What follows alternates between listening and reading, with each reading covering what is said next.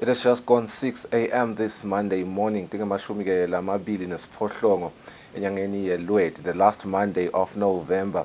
Vusele umbukeli weSwatini TV na wonke nje losibukelako etinkundleni tekuxhumana kubo YouTube. Ngivusele na Lungelele, my beautiful co-host namhla ekuseni. Kunjani Lungelele? Yeah, ngiphilile Sifiso, sibonge nje ukuthi sesiphinde sibuyile lapha ehlelweni Kusile Professional sikuvusela nawumbukeli siyakwemukela.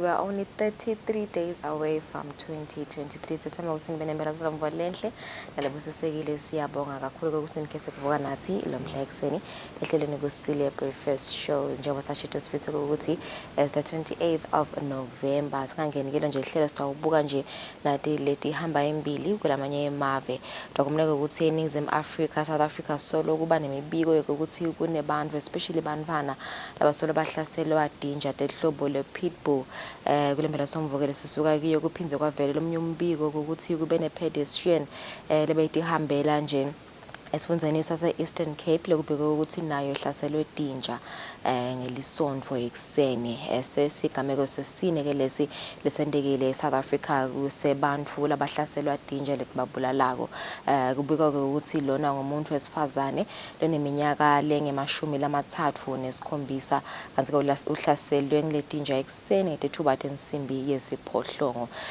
bantu ke madvodza lamabili bathi abonile nakwendeka lesigameko kanti ngiwo ke lebike ukuthi achumane nemaphoyisa abika lesehlakalo nakafika ke amaphoyisa kanze ukuthi lo make noma ke lona wesifazane ulimele kakhulu alele nje lapha emgwaqweni kanti ke usastene ema serious injuries ebusweni kanye nasemtimbeni wakhe tinje ke so kubeka ukuthi abakatitholi ukuthi tukuphi ke phanyalo imvela amaphoyisa la yenda kokuzama ukuthola banikati bale dinja kanti ke lo sisi kubeka ukuthi ushone khona esibhedlela asakhona lasha amaphoyisa asaphenya kabanti ngawo lo mbiko. Buhlungu kakhulu indzaba loti bika kolungelele. Angathi seyindzaba esingakulena nje kubantu labalunywe dinja losayibikile in the past 2 weeks. 3 weeks yeah. Angathi lokhu kwentekana eSouth Africa sesitawuva khona impela ukuthi ngabe kwentekana. Anyway, ngiyatibuta nje ukuthi ngabe letinja tami lenginato ngisatifuna yini ngicabanga ukutithengisa. Anyway, kuleti chamuka khona Equatorial Guinea mengameli wabo lo musha ke sowine sigaba sakhe se6 Teodoro Obiang, his 6th presidential win. Uneminyaka ke lengemashumi lasiphohlongo kanti he has been in power since 1979. Nak-announced ke lama results. The head of Electoral Commission said Obiang had won with 94.9% of emavoti. Obiang beka sekelwe ngemaphathi lalishumi nesihlanu 15 parties including iparty yakhe the Democratic Party of Equatorial Guinea, PDGE. So again, he has never been re-elected with less than 93% of the vote. Kuwo wonke lo 6 terms lasamgenile abengumengameli walela live. Kanti ke lokunye nje loku interesting kuba ngumengameli kwakhe lungelele ukuthi this is the longest serving president emhlabeni wonke. Azange seke kube nje namengameli lobuse isikhathi lesitse kangaka excluding monarchs of course. Shothi nje nasibeke eceleni eSwatini ngoba you know ukuthi we're different, we're differently ruled. But it's very interesting ukuthi Obiang 6 terms, sorry. 6 terms ang president. Okay. Yeah. All right, sisichibeka nje nato lesiniphathele tona lo mhla ehlelweni njengoba kungumsombuluko dokumela ukuthi ngalesihlanu kwasukunyiswa kwasemthethweni umkhankaso lobitwa ngokuthi 16 days of activism against gender-based violence. Siyachubeka ke na so lesihloko lesonamhla sithabe sikhulumisana nalabasuka khona kaSwaka kuva kabanti nje ukuthi ngabe vele mhlambe imibiko labayitfolako mihla yonke yebantu lababika ukuthi bahlukubetekile banganani kanti kombiko nje losuka ka WHO indicated ukuthi emhlabeni wonke 1 in 3 which is 30% of women worldwide have been subjected to either physical or sexual intimate partner violence or non-partner sexual violence in their lifetime, and most of this violence is intimate partner violence worldwide, and almost 1/3, which is 27% of women aged 15 to 49 years who have been in a relationship report that they have been subjected to some form of physical or sexual violence. Sikhulumisana naye ke program director khona kaSwaka kuvuka abantu nje ukuthi engabe thini lapha ekhaya eSwatini inombolo abantu labahlukumetekile nje nasibuka kusukela kuqala lo mnyaka abanganani ngoba bake basibikelela ukuthi nawo amadvota sekayakubika kuhlukumeteka kwabo sithabe sikhomsana nabo lamhla kuseni nga6:30. Kanti-ke sitawuphinde sijoyinwe ngilabaqhamuka ka-Miss Eswatini pageantry lokube i-competition le jabulise nje sive semaswati kakhulu kubuya kwayo lo nyaka siyathola-ke ukuthi they are new our new Miss Eswatini has been crowned. We are fortunate ukuthi sidaba bekucala kuhlala naye sikhone kumkhulumisa asicocele kabanti njengema responsibilities leva ngathi so what fele siyafuna lokuva ukuthi ngoba siyathi ukuthi it's for ambitious women la kufuneka ukuthi ba inspire labanye banfana labatawukhula babe bomake bakusasa siyafuna nje lokuva ukuthi her journey into the competition nasekutheni nje kusukela during the competition and after the competition ufuna kwenta njani sitawuhlana naye ke Tanya Nan lesijabula kakhulu kuba naye lamhla ehlelweni. Police report siphindze sibe nabo nebitemidlalo kusichaza nje ukuthi ngabe phela somvo kutemidlalo ihambe kanjani ngoba lokho asathe ikhefu nasibuya sitawuthatha indzaba date futhi ekucala.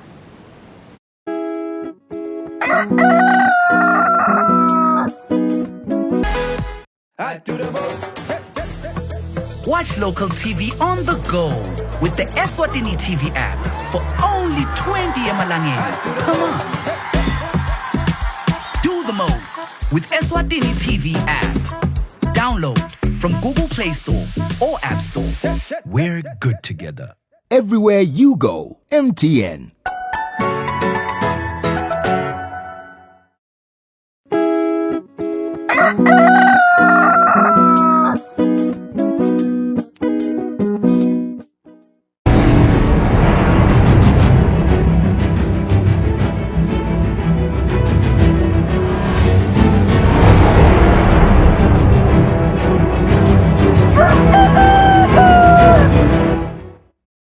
10 minutes after 6 lomhla ekseni kungumsombuluka ke sithathe indzaba tethu tekucala nobuhle welive walonyaka Tanya Nan uthi utawusebenzisa lesigaba la sakiso kuvulela nalabanye banfana eminyango. Nan uhambe embili emncintiswanweni lebe ubanjwe ngemgcibelo ebusuku ezulwini. Umncintiswano wagcina kubanjwa lapha eveni ngeminyaka wa 2018.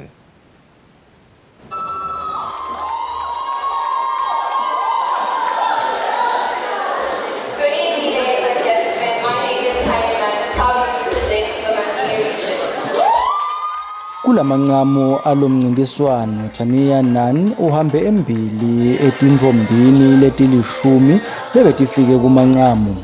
Nan uthi lo mqhudelwano bewungasiko malula njengoba bonke lebe bawungenele bebadibhalabane. Aspirations for the future are to open doors for others and to use this platform to shine and to encourage the youth not to dim their lights, to shine as bright as they can, to use each and every single opportunity that seizes them and grasp it. Labahlanganise lo mncintiswano bathi indlela leya embili iqala manje. The work starts now for next year. So we are ensuring, or we're going to try to ensure that we get more corporate people on board. I hope tonight can show them that we've done a good job and that they can believe in us and that the big companies will come on board. Lababuke emakhono nemasiko lapha eveni bambongele Nan. Now uniketa sicoco usuku sewuniketa lo msebenzi lomkhulu ukuthi inyalo somele live. Awusamele likhala kini, awusamele bodzadzewenu, awusamele bangani bakho somele live. Lokho silesicoco la kasifele sicoco selive. Live ke ngicabanga ukuthi lesinze. Angeke wena lokuthandza ngoba livele kubukeni. Lobe wesibili kulomqhudelwano kube nguShanice Mamba kwathi wesithathu kwaba nguvezile Mthupha. Ndzaphinti Eswatini TV kubika Themkosi Mavimbela nginambongwa Dube ezulwini. Umphakathi waselangeni ubambe inkonzo yokuthandazela live kanye netinkinga temmango ngekusho kwendvuna yemcuba fana mhlanga lenkonzo iphinze ithandazele imikhosi yelive kuthi ihambe kahle.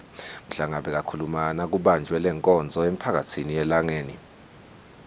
Umphakathi waselangeni ngekubona kwanza kwetinkinga letifaka ekhatsi budlwangudlwangu kanye nekusebenziswa kabi kwetidzakamiva ubambe inkonzo yekuthandazela litimo. Ngokusho kwendvuna yemcuba emphakathini waselangeni ifana Mhlanga, baphindze bathandazele nemisebenti yelive. Yonke imisebenzi lefanele siyendeke eveni. Sicelela kuNkulunkulu ukuthi kude iphumelele. Njengoba nibona nje lamva kwami tibaya konke kuhle nemagoma kuhle. Kungoba kulungiselelwa yona imisebenzi lekhona yelive. Sihlalo webafundisi baselangeni Sipho Smith uthi bathandazela ukuthi isimo sekweswela naso sinciphe kuleya ndzawo. Sesithandazele live emakhosi nalommango uyathandazelwa. Le nkonzo beyingenelwe mabandla langephansi kwemphakathi waselangeni kanti-ke inkonzo lebanjwa njalo ngeminyaka. Itindzabeni kubika Sondomlangeni ngambongwa Dube elangeni. Baholi betinhlangano tekonga nekwebolekisa kuleli sebata kuba nelitfuba lekufundza kabanti ngekugcina imali ngemuva kwekutsi letinhlangano evenikati le-Afrika tisungule likoliji lelingaphansi kwenhlangano yalamave leyatiwa ngele-African Confederation of Cooperative Savings and Credit Association, i-ACOSA. Mengameli waletinhlangano kuleli Winile Vilane utsi lelikoliji litawutitfutfukisa letinhlangano. Tinhlangano tekonga nekwebolekisa tihlangene eSibebe Resort ngemsebenzi wekucokelela imali yekutfutfukisa likoliji lelicecesha abaholi baletinhlangano evenikati le-Afrika lelinemahhovisi eveni leKenya. Mengameli waletinhlangano kuleli Winile Vilane uchaza kabanti. Lesikolo lesi sinesilivela kangwane. Kuyabonakala ukuthi ema-cooperatives langakanako ukufundziseka ngoba sekanako ukukhula kakhulu maswati lama-cooperatives. Nangabe-ke ukhanza ukuthi labaholi labalapha etigabeni abakafundziseki, kuba khona lokudlabhatiseka kwaletimali. Kungako sithi thine nangabe sesibuyile-ke sahlangana lesikolo lesi sitasinika lokuthi tiphathwa kanjani-ke letinhlangano nasetikhulile ngalelizinga lesetikhule ngato leti telivela kangwane. Ngenyanga yakholwane kulomnyaka litiko letemabhizinisi nekuthengiselana livetile ukuthi sive lesingaphansi kwaleti inhlangano kuleli sing-81,000 kanti imali leseyongiwe ilinganiselwa ku-1.8 billion emalangeni. Etindzabeni teSwatini TV nginginelsi Wendlangamandla kunambongwa Dube Esibebe. Kukwazwe somabhizinisi wekulichamkisa eveni lendiya ebuka namhla emini. Lo somabhizinisi ukwazelwe ukuthi bekede ligwayile libitwa ngekuthi yi-GT yesitolo sakhe. Umsolwa ubanjwe sive samnikela emaphoyiseni. Mbukeli la sikhona khona sisebuka ezulwini lapho ke khona ke sikhanze ukuthi kwendeke isigameko lesikhulu kulesi sitolo lesilapha emva kwami. Lokwendekile lana mbukeli kuthiwa kuchamuke umuntu wakhona lapha endzaweni wangena esitolo. Ngangena esitolo kuthiwa ke bekafuna ligwayi inhlobo ye-GT. Angena ke esitolo khanza ukuthi akalitholi leligwayi lalifunako kuthiwa alikho esitolo. Kwaba ngilapho ke khona ke athukuthela khipha umukhwa wagwaza lo somabhizinisi lokuthiwa uchamuka eveni lasendiya. Nasifika ke siwakhanzile emaphoyisa asasebenta khona lana ke mbukeli nawo lasichazele ukuthi asasebenta yini la itfolile. Sikhanzeke ukuthi naleli ndiya sebalithethe lithethwe ngilamanye mhlawumbe mandiya aliphuthumise esibhedlela lesisafuna kuthola lokuthi ngabe aye kusiphi isibhedlela. Kuthiwa ugwazwe lansanyeni siseta asethena kahle ke ngoba emaphoyisa labanye alandzele ngemuva nje kuya khona le esibhedlela. Sitawuthola imilayeto leminingi khona le ngoba nakasuka la condition yakhe vele bengasiyo lenhle kahle. Mbukeli lokunye lesikutfolako ukuthi umsolwa uthe ngekugwaza lo somabhizinisi waphuma wagibela ikhumbi. Washona ke ikhumbi lebeya kamanzini washona sekatholwa sive khona ngase satellite lapho sifike samehlisa khona samnikela etandleni temaphoyisa lapho kwanyalwa sagcinwe khona. Kanti ke lo somabhizinisi yena kuvakala ukuthi usesesibhedlela eRFM kamanzini lapho khona asacilongwa bodokotela. Ndzabeni teSwatini TV kubika Themkosi Mavimbela nginathemba Shabangu ebuka. Asithanze ukuxolisa ke ngendzaba lesisuka kuyo mengameli somabhizinisi waleyo ndzaba ugwazwe ngemini yangelisonto. kanti-ke sichubeka nato tindzaba libandla lelengamele temakhono nemasiko events elithumise labahlela umcimbi we-bushfire ngelitfuba labalinika abahlabeleli bakuleli nalabo labenta emakhono lehlukene. Umphatsi waleli bandla Stanley Dlamini uthe eMaswati ayakhona kufunza tindlela tekutitfutfukisa kutemakhono ngekufundza kulabanye bantfu labanemakhono letfutfukile ikakhulu bakulamanye emave. Lesikubonako nyalo kusiniketa dologcina ukuthi nakakhula bushfire ukhulela thina eMaswati, nakakhula bushfire ukhulela lama-artists ala-event ngokuthi nawo abe akhule kanye nawo. Lokusho ukuthi ngeke nje sithi ema-artists ase-event awu ngoba nakusekute bushfire sesitawubona bekwahamba, ithi lenzaba nakuta bushfire sicala ekhaya. Siyababonga labe kunene ukuthi babone kuhle ukuthi icale lenzaba isentshetweni labasekhaya bathi befika bekuhamba ukhanza ukuthi basekhaya sebavelile. Siye sithi sibonga ukukhula kwefestival ngoba kusho ukukhula kweMaswati. Kukhula kweMaswati kusho ukuthi kule festival manyende eMaswati la sakhona khona. Siyakudumisa ke lokho ngoba lesihlale sikugadzile nalesihlale sikunakile ukuthi ifestival nayikhula ayikhule nawo eMaswati. I-festival nasithi inkulu sisho ngoba neMaswati siyawabona semakhulu ngoba utawunaka lokho ukuthi uma ngabe umhlaba ufuna ama-artists utawafuna lekhabo ama-festivals lamakhulu. Manje ke lokhu nje kusho kona ukuthi i-festival yethu nayikhula nathi singeMaswati nemhlaba utawusina ufuna ama-artists wathola eveni lala kune-festival lenkulu khona. Sivele sitiva sikhathatekile sesitawukhona kusitakala ngemuva kwekuthi kusukunyiswe inhlangano i-Love in Motion letawusebenta tindzaba tekuhlukubeteka. Akhuluma eHawane Resort lapho bekubanjelwe khona lo msebenzi umsunguli walenhlangano Thobile Vilakati uthi lenhlangano itawuletha lithemba kulabo labahlukubetekile. Lokusenda ukuthi sisungule lenhlangano ukuthi nawubuka la ngaphandle ubona tintfo tenteka uyeva namhla khona lo tibulela uyeva lo munye ubulelise bantfana bakhe ngamhlamba ngabanathi sabo chef. So lokusende sikubone ukuthi siyadingeka siyinhlangano yini lele singakwenda ukuthi umuntu angazafinyelele la atibulala khona but abe nenzawo ukuthi ngabalekela khona.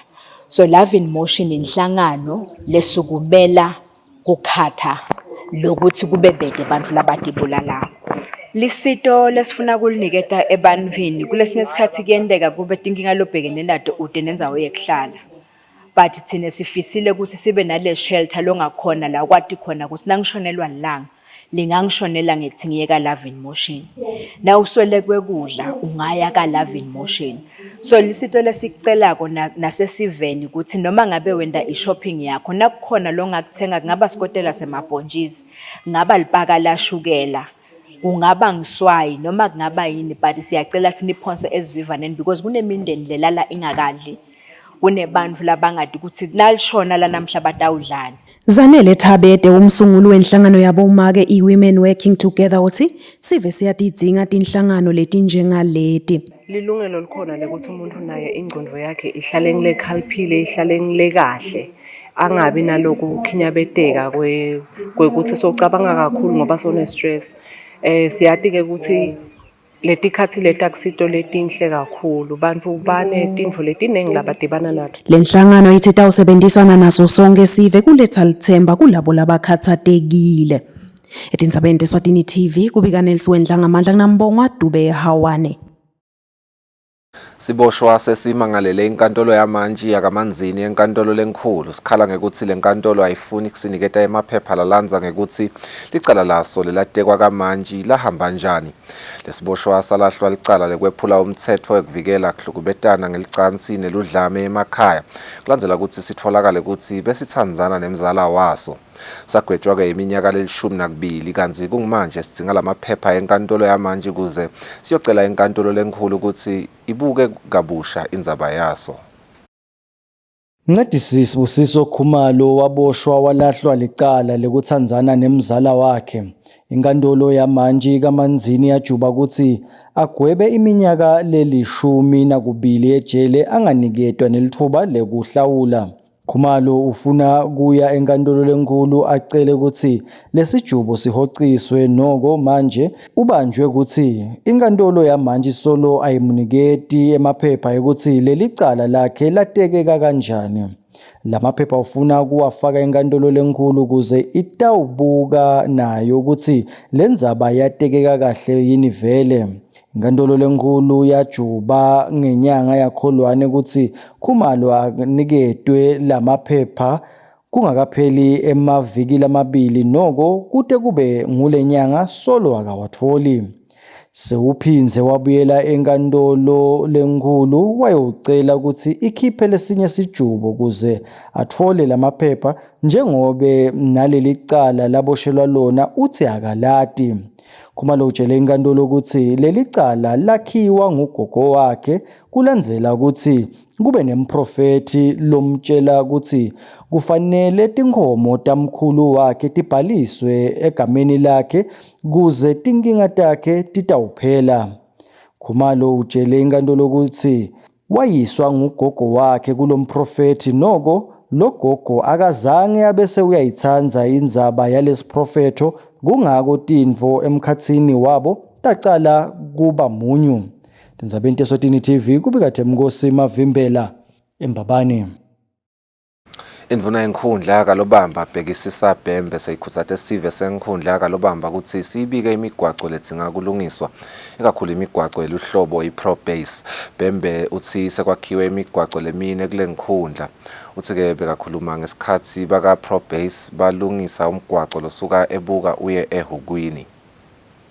Hulumende solo uyachubeka nekuqinisekisa ukuthi imigwaco ledzinga kulungiswa kuleli iyalungiswa ngendlela lebhekekile.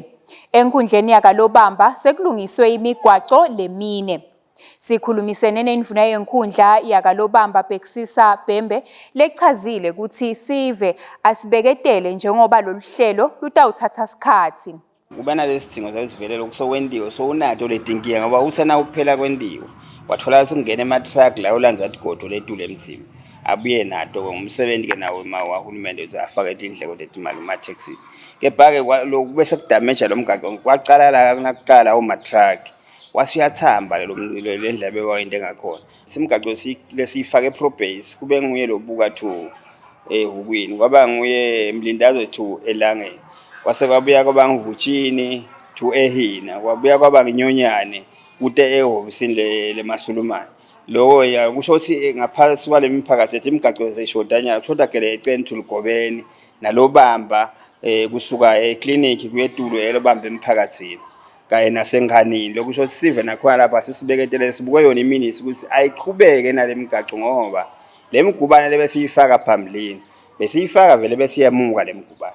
Ngemnyaka wa 2014 litiko letemsebenzi lemikhulu nekutfutsa lasayina sivumelwano nenkampani yaka Pro Base yokwakhiwa kwalomgwaco wasebuka lowabita imali lenganga 30 million emalangeni. Ngenyanga yeLweti lomgwaco uyachubeka nekulungiswa ikakhulu lapho ulimele khona njengesivumelwano uhulumende lasenda nalenkampani. Etindzabeni kubika Sondomlangeni nginambongwa Dube eZulwini.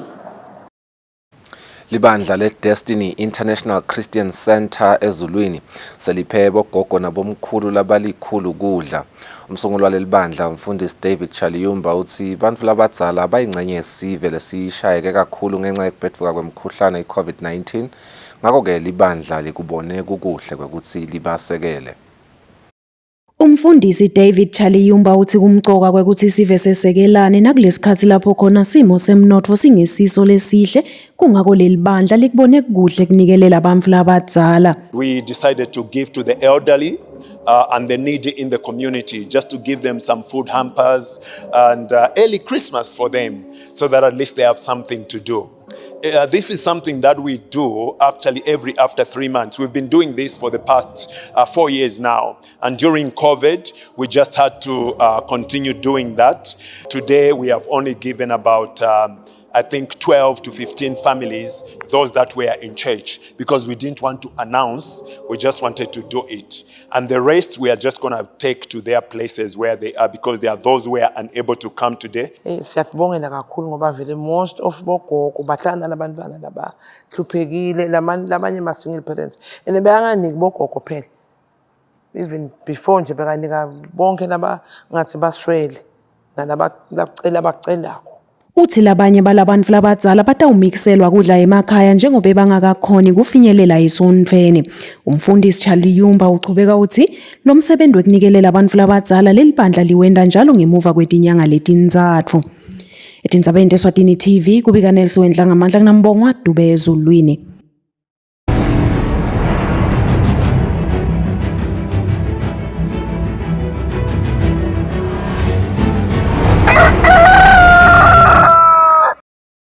Inhlangano yemidlalo yema-Special Olympics kuleli kulempelasonto beyibambe imidlalo leyahlukahlukene yabantu labachamuka kuto tonke tifundza telive enkhundleni yesikolo sase-Salesian. Kanti le midlalo beyifaka imidlalo yetimoto letihamba ngagesi, titimela letihamba ngagesi kanye nabo-jumping cancel kulokunyendi. Ntombi Nkambule longu National Director we-Special Olympics uthi bayacela ukuthi batali bachubeke bavumele bantfwana bete kudlala imidlalo leyahlukahlukene. Sinembiko. Siyalibonga kakhulu leli thuba lenjengaleli, sibonge nakubatali ukuthi basivedele bantwana bete batawudlala.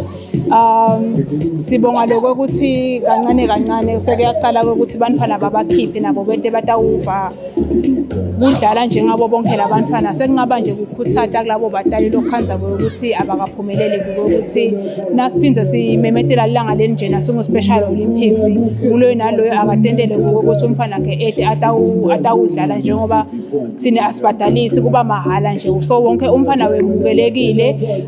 Siyakhuthata nje kakhulu kubatali nalabo labahlala kone bantwana labanema-special needs ukuthi bangabavimbeli emathuba la njengalawa ekubakhiphela ngephandle bete batawujabula nabo bonke bantwana. It is just gone 29 minutes after 6 this Monday morning. Lesikhatsanyalo sitabahlola emarket nasibuya siyaqhubeka nelihlelo.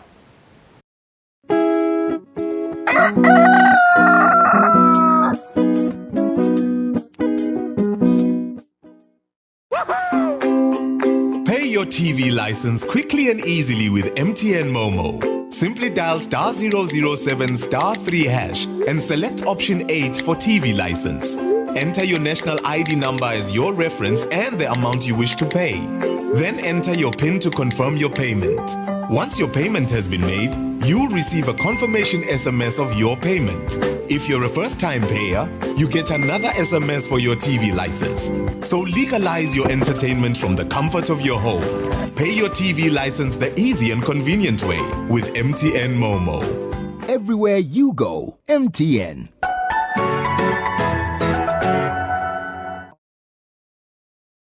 I do the most. Watch local TV on the go with the Eswatini TV app for only 20 emalangeni. Come on. Do the most with Eswatini TV app. Download from Google Play Store or App Store. We're good together. Everywhere you go, MTN.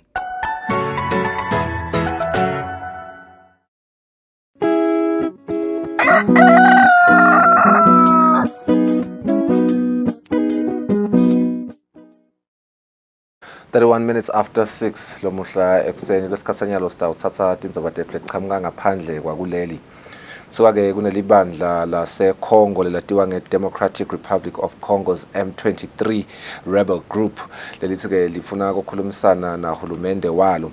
Kulandzela ukuthi hulumende walo athi ufuna kusayina sivumelwano noma-ke i-ceasefire deal aimed at stopping attacks by the militias nembiko. Living inside these tents, it's still too soon to go home. Despite the official start of a ceasefire between the Congolese army and the M23 rebels on Friday, at this camp north of Goma, the displaced still live in fear. Naogopa munjia ni kuenda tena unakutana na wao wanadutega jo chenye tuko tunawaza tukitoka humu mbona wanasemaka wale wanakuaka nyoka ya sumu. The conflict in the east of the country has displaced some 200,000 people. According to the United Nations, the rebels have deliberately targeted civilians. We are afraid because they're in our houses and they can leave bombs behind to trap us with. Also, they stole everything, but the main thing is that we can go back. There's conflicting information on the ground when it comes to whether the recent ceasefire is being respected.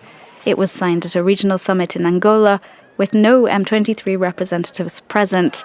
The conflict between the movement and the Congolese army reignited last year after the rebels, predominantly Tutsi, accused the DRC of not respecting the 2013 peace agreement.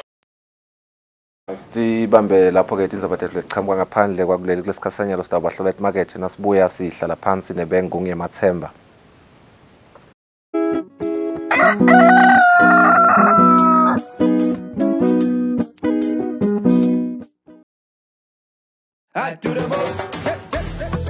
Watch local TV on the go with the Eswatini TV app for only 20 emalangeni.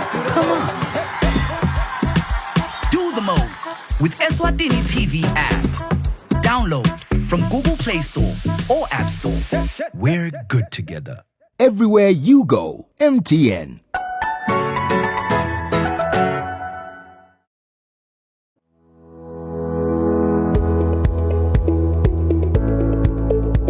Why should we pay our TV license? The content on our local television is actually more up to date. The industry is enhanced. It is a criminal offense not to pay your TV license and attracts a fine of 500 emalangeni or 6 months imprisonment. And the industry is definitely blooming, ladies and gentlemen. So that's what we have for you. But we'll be right back just after the break and we'll give you more of Missed Fee. Pay my TV license. That's why I can enjoy the benefits of an enhanced industry and keep track with recent transformation. Mommy, who pays for a TV license and what are they paying for? The owners of TV set and gadget with a tuner like DVD set have to pay. Pay your TV license at NetBank with the details provided on screen. Or use your cell phone via the mobile money pay. You could also visit your nearest post office and pay there. Pay your TV license via Eswatini Mobile Imali. Any TV device retailer can purchase a license to trade. Pay your TV license and enhance the industry.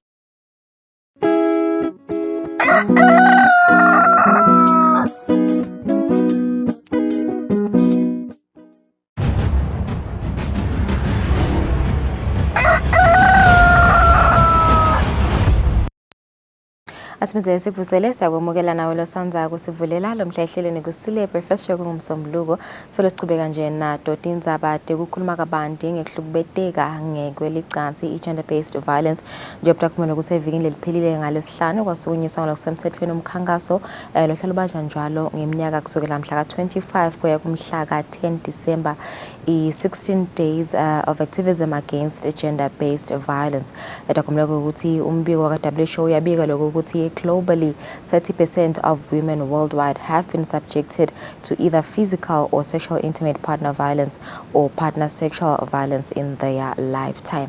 Kanti ke lobudlame lobu buvame kwendeka emkhathini kwabamfula abathandzanako WHO phinzo yabika ukuthi almost 1/3 which is 27% of women aged 15 to 49 years who have been in a relationship reports that they have been subjected to some form of physical or sexual violence by their intimate partner.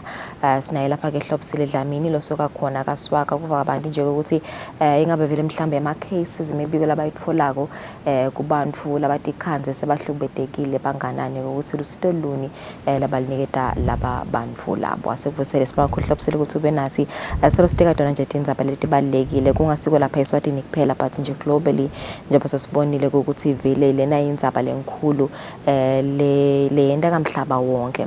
I think lesingathanza kuva nje ukuthi ngabe ningiswaga siyahle ukuthi nakana veta ukuthi nema approach like 3 lena wasebenzisako nje kuzama kufinyelela kubantu labahlukubetekile nekubasida kumbe kusiniketa sithombe nje kusichazela ngawo lama key areas lawo.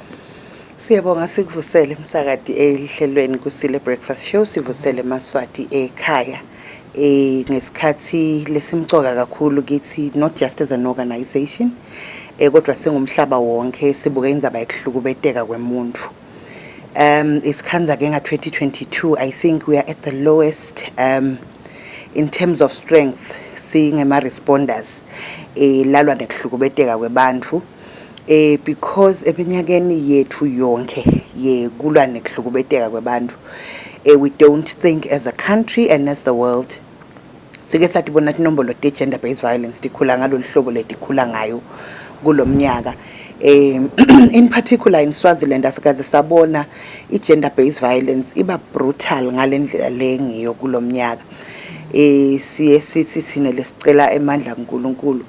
We need more strength than we've ever needed in the response to gender based violence ngoba ngalamanye amalanga uyisinawuvuka ukhanza lenye indzaba nalenye udibude ukuthi ngabe senda kona yini vele because it seems like the more we try to push the more kuba brutal out there. So just to give a context of how we're feeling within the response on gender-based violence. But sinhlangano ke yakaswaka sathi nikela kwexista kula nekuhlukubeteka kwemuntu. So we look at i-response yethu in 3 pillars. Sibuka i-prevention yini lesingayenda kuze kwethi umuntu angahlukubeteki akuvikele kuhlukubeteka noma ke asheshe akubone kuseda. That is prevention. Bese sibuka ke i-response which is impact mitigation noma i-care and support. Nase ahlukubetekile ke lo muntu usidakala kanjani. We would love to end at the prevention stage ngoba kupreventa kungcono kunekwelapha. Kodwa umsebenzi lomkhulu wethu vele ula ekwelapheni.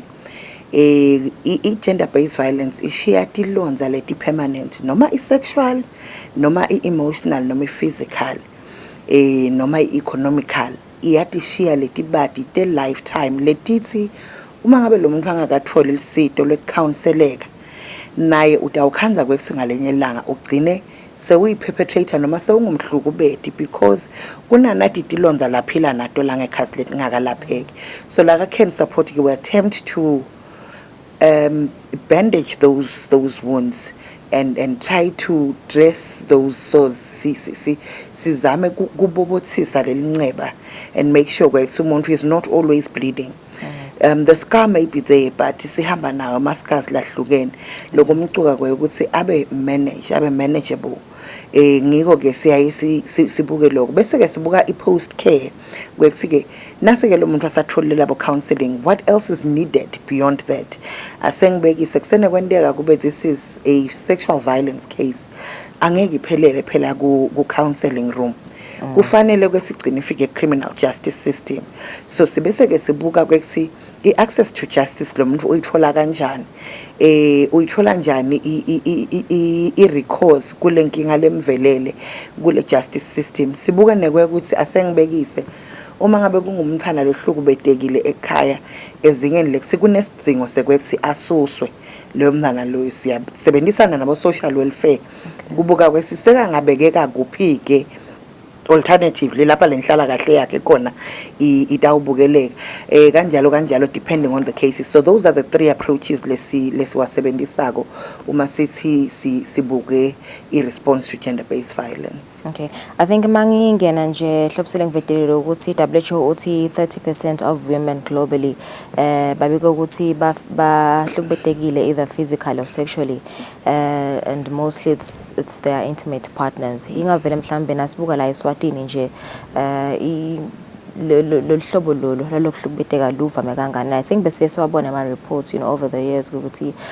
particularly nje ikhathi labo Valentine sibani sobulele sibani lebeka Tanzania naye. How common are these cases la Eswatini? Sadly, they are way too common, especially for a population lengang Swaziland. They are way too common. The last violence against children study, yaphuma nema statistics, that's 1 out of 3 women, 1 out of 3 girls experience sexual violence before the age of 18. 1 out of 3 is way too big a number. Ngoba kusho ukuthi la nje lo sihleti sobabili sishoda ngamuntu wesithathu, automatically one of us has been sexually violated before the age of 18, and that's an unacceptable figure. Sike senda intimate partner violence study. Sizama kubuka kwekuthi bantu bahlukubeteka kangakanani tandleni talabo labathandzana nabo and what could be the possible causes or solutions. And again, the numbers are seriously disturbing. This year alone nasikhuluma ngema-femicide cases lokusho ukuthi kubulawa kwabantu besifazane just because they're women.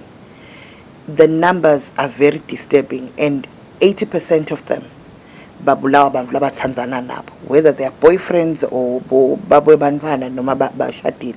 So it's very disturbing statistics ukuthi thina sikhule kuthiwa ububaleka na ubundvuza longayati liphetse izembe noma ububaleka na ubalekela kuphi ubalekela ekhaya. But now the biggest threat for our children and ourselves as women and generally as a population is within the home. Uyatibuta ke lokuthi nakuthiwa baleka uye ekhaya, what kind of a home are we now supposed to run to as a society? Naku uvalwa tikolo during COVID, bantwana bahlala emakhaya, nebatali bahlala emakhaya. The statistics of gender-based violence doubled by 100%. Literally, cases doubled by 100%. Kuyakutshela ke lokuthi kusho ukuthi leti kola tisigcinele ngcono labantu bethu. We as parents cannot provide that safety within the homes, and I think that's a very, very disturbing fiber lesilahlekelako ku society yethu. Le nasingakasukumi singemaswati sibantu to say how can we correct this situation? I think we'll have a very disastrous community to live in. Yeah, I think I read one of disturbing articles. I think it was last week or 2 weeks ago. Gokuthi kubena babi wemfana lo luhlukubete umfana obesuthumelela make le video. Kubuhlungu kakhulu, you know, when you read about these things. Ingavele mhlambe what are the symptoms like kumele siwabuke from umuntu lesisole ukuthi uhlukubetekile? How can we as individuals help? Maningi, and they're not a one size fits all. Asengibekise timpawu letithi umuntu besimati kweksi uyakhuluma nje ufree ubese all of a sudden lose interest in associating with others. Ngonota kubayedwana lo munye uqala kuluza ne-appetite, lo munye sewulala kakhulu. We might at first assume it's depression, noma sithi abangena stage, especially when we talk about teenagers. You know, there's a lot of different signs and symptoms that you can pick, but that are not just specific to gender-based violence. But as parents, as sisters to each other, as brothers, as wives and husbands, asesibe nekunaka nje generally about each other's mental health and state of mind. You know, some of us have teenagers. Bayavuka ke lapha kunene ngalabanye malanga badubule nje umlomo ungathi noma khona inlo sabaphoxile. Most of the time it's quicker to be irritated by those mood swings. But in the midst of that, you might be missing a signal yekuthi lo mfana is actually going through something. So it's a plea to say, asitifundise kunakana kubeketelelana, checking, are you okay namuhla sisi?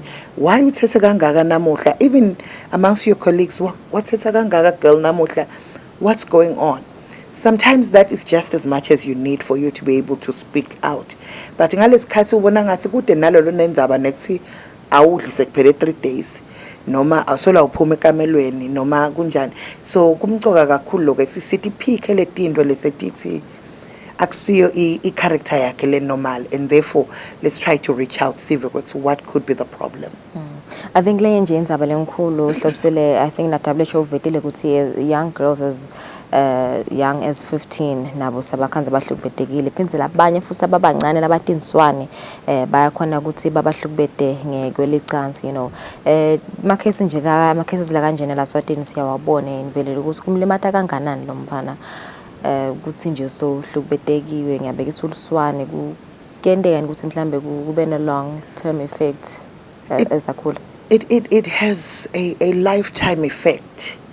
And lesitama kukwenda ngilokwenda kwexlo muntu afike to a state of peace or a state of mind of accepting kwex angaphila nako. We run ama support groups kaswaka for survivors of sexual violence. And you'll be surprised kwex more than 50% of those women that are in those groups were violated at a younger age than what they are.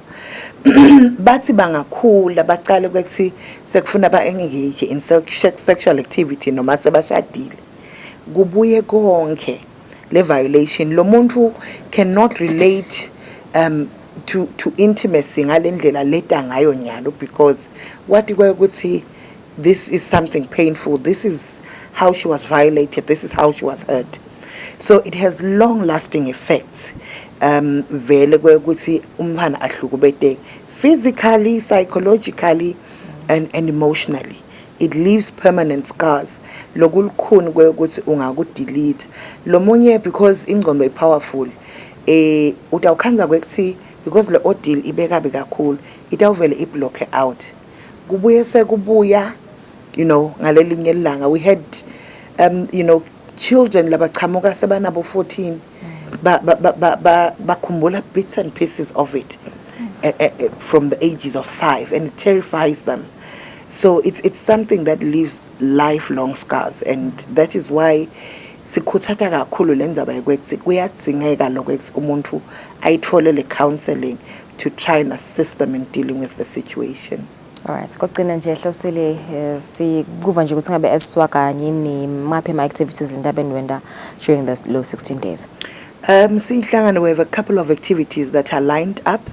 Sisebenza kakhulu emimangweni, so imisebenzi yethu leminingi iya emimangweni. We have a project in the Lubombo region la khona sathi nasibuka eminyakeni sakhanza kwekuthi bantwana labaphila nekukhubateka noma labakhubatekile, they are more violated, and therefore as part of our interventions sibuka specifically adolescent young girls with disabilities. So we will be commemorating 16 days with them. We are running clubs leswafomishago le communities, so we'll be celebrating under Ibenaya Day of the Girl Child, celebrating the adolescent young girls with disabilities, where despite their circumstances bakhona kuphila and they are willing to pursue life in a better light after bendlule kulama clubs. We're also going to commemorate World AIDS Day, Disability Day. We're also going to celebrate the heroes that have come out to tell their stories. A lot of times somebody else tells my story, survivor, and this time we said we want to celebrate those heroes, but in the same vein we also want to honor the women that we've lost, particularly this year in the hands of gender-based violence, and say apart from them resting in peace, we want them to know where if there's anything we want to continue is ensuring we fight gender-based violence, so that even in their deaths it's not in vain. They know where but somebody's pursuing. If our generation doesn't achieve a violent-free society, at least bandwa betu abati wethi, the people that went all out to pursue peace and happiness even lagangwana.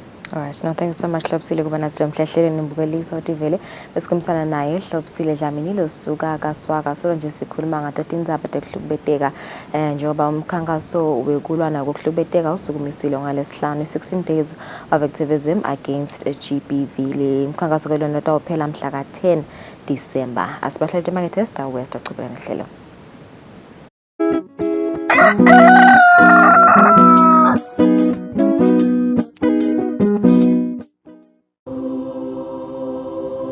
When you choose your adventures, you do so with an open heart and a desire for the unexpected. You embark on journeys to discover new worlds full of wonder. You choose a path to awaken your senses, to feel the rush of life overwhelm you, a world to make you look up and realize just how inspiring this life can be.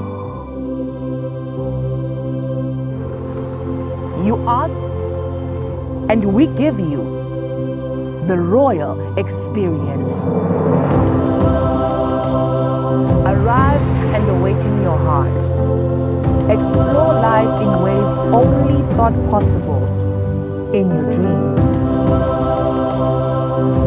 There are but a few places on earth so special, so unique, and so spectacular, where it becomes the rite of passage for the ambitious travelers, the courageous souls, to all have the one and only royal experience. That day when you look deep into your heart and leap into an ancient world so very different from your own, where magic, beauty, and love are shared forever. Then you will have a royal experience. There is just one place on earth where the people make you feel a part of their kingdom, where you just might volunteer to awaken spirits, enrich minds, and work alongside communities to build, motivate, and inspire. This is truly the royal experience. When you dream of a different world, beyond the ordinary, beyond time, discover just how far you'll go to expand your understanding of life's greatest mysteries. There's just one place on this planet with so much to offer. Now is the time for you to have the royal experience.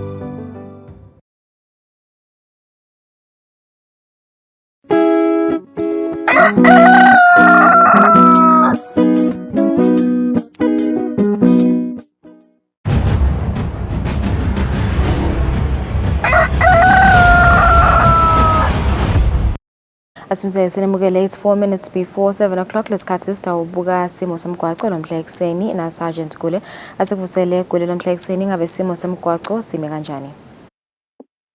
Angivusele Thombeni ngivusele umbukeli waloluhlelo sivunga sinenkhungu etindzaweni letiphakeme umkhemedelo kanjalo lokho kwenda sikhumbude sigcizelele kumshayeli kukhanyisa emalambu unciphisa litubane nekwenda ke siqiniseko sokuthi umgamu wokulandzela lenye imotolo uyawugcina ube ngilophephile kuso simo lesikhona ngaphandle tindzaweni letiphephile kanti ke emadolobheni esilamakhulu la etulo edolobheni elikhulu laseMbabane ibane litholakala lapha na uphuma eBus Ranks ku Dr Hind ibane lethi lapha eceleni kwa KFC kanjalo netibane lapha ngase Super Spar athi 70 nyalo ekseni kanjalo ke nato tibane leti yawutholakala khona lapha emangwaneni lekwenda ke ukuthi sikhumbude sigcizelele kumshayeli ukuthi nasiya kumahlangana ndlela sikhumbule ukuthi uyawunciphisa litubane lapho tibane tingasebenzi khona bese siyawuniketana wona ke emathuba laphephile ikakhulukati ekujuba noma ke kungenela ke wona ke loyo mgwaqo kanti kulonye elihlangothi asiphawule kulabo labaqhamuka lapha eTulu kubomotshane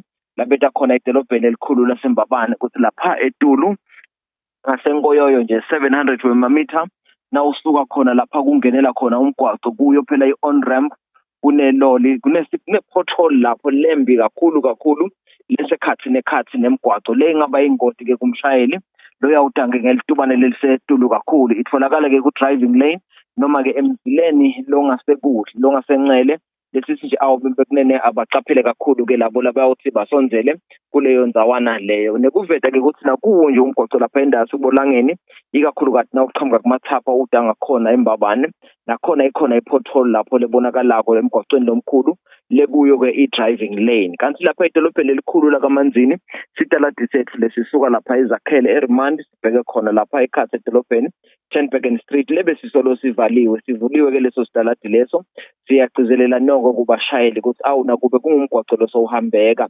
asendeke isiqiniseko sokuthi lelitubane lesihamba ngalo liyakuba litubane leliphansi sibili siniketane emathuba kwadise kusinawo lona mgwaqo usete ke yona imidwebo yaphansi lengiyona isilawula ngokuhamba kwethu noma ke ngokusebenzisa lo mgwaqo ngalokuphephile kanti tibaneni tethu semgwaqo sisebenza kahle kaManzini kungaba kuveta nje kusina khona lapha kunayo i-traffic circle lebe isolo yakhiwa lapha lehlanganisa nayo i-interchange nayo leyo traffic circle leyo seyivuliwe ke noma ke sekuyahambeka lapho lena khona sisi awasichubeke bekunene sinake kwathi labo labasebenzako basesekhona kuleyo ndzawana leyo kanti kuletinye tifunza imigwaqo iyahambeka sigcizelela nje ukuthi liso lakho ungumshayeli alinake ema-potholes labonakalako etindzaweni etinenge wende siqiniseko sokuthi ushayela ngalo kukhulu ukucophelela usendlula kuleto tindzawana leto kungaba ngiloko nje kuseni sinifisela ilanga lelihle endlini emsakazo naso sidle semaswati sisisela ilanga lelihle naleliphephile sawusebenzisa umgwaqo siyabonga Swangakholo Sergeant Gule kusiniketa loyo mbiko 1 minute before 7 saselikhefu lelifishane sibuye sithatha indzaba tefu desibili.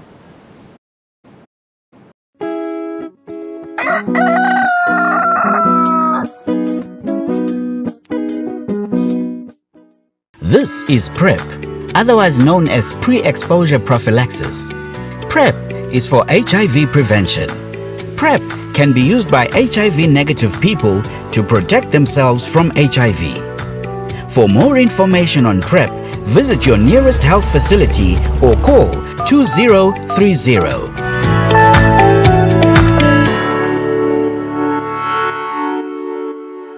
I am a man in charge of my health. I use a condom every time.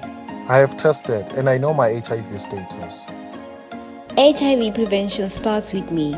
In order to end AIDS, I have a right to fair treatment in access to HIV services. Health facilities do not discriminate.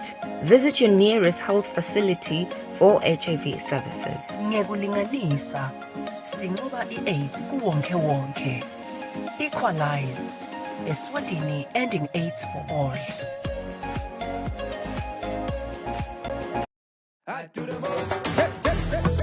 Watch local TV on the go with the Eswatini TV app for only 20 emalangeni per month. Do the most with Eswatini TV app. Download from Google Play Store or App Store.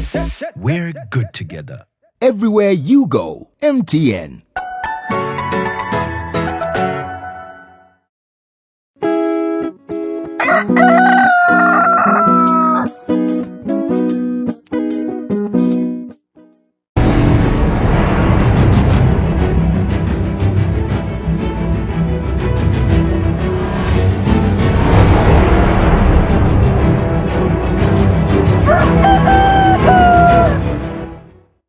Asimze senemukele sikuvusele nawo losanza kusivulela sitawubukati indzaba tefu desibili.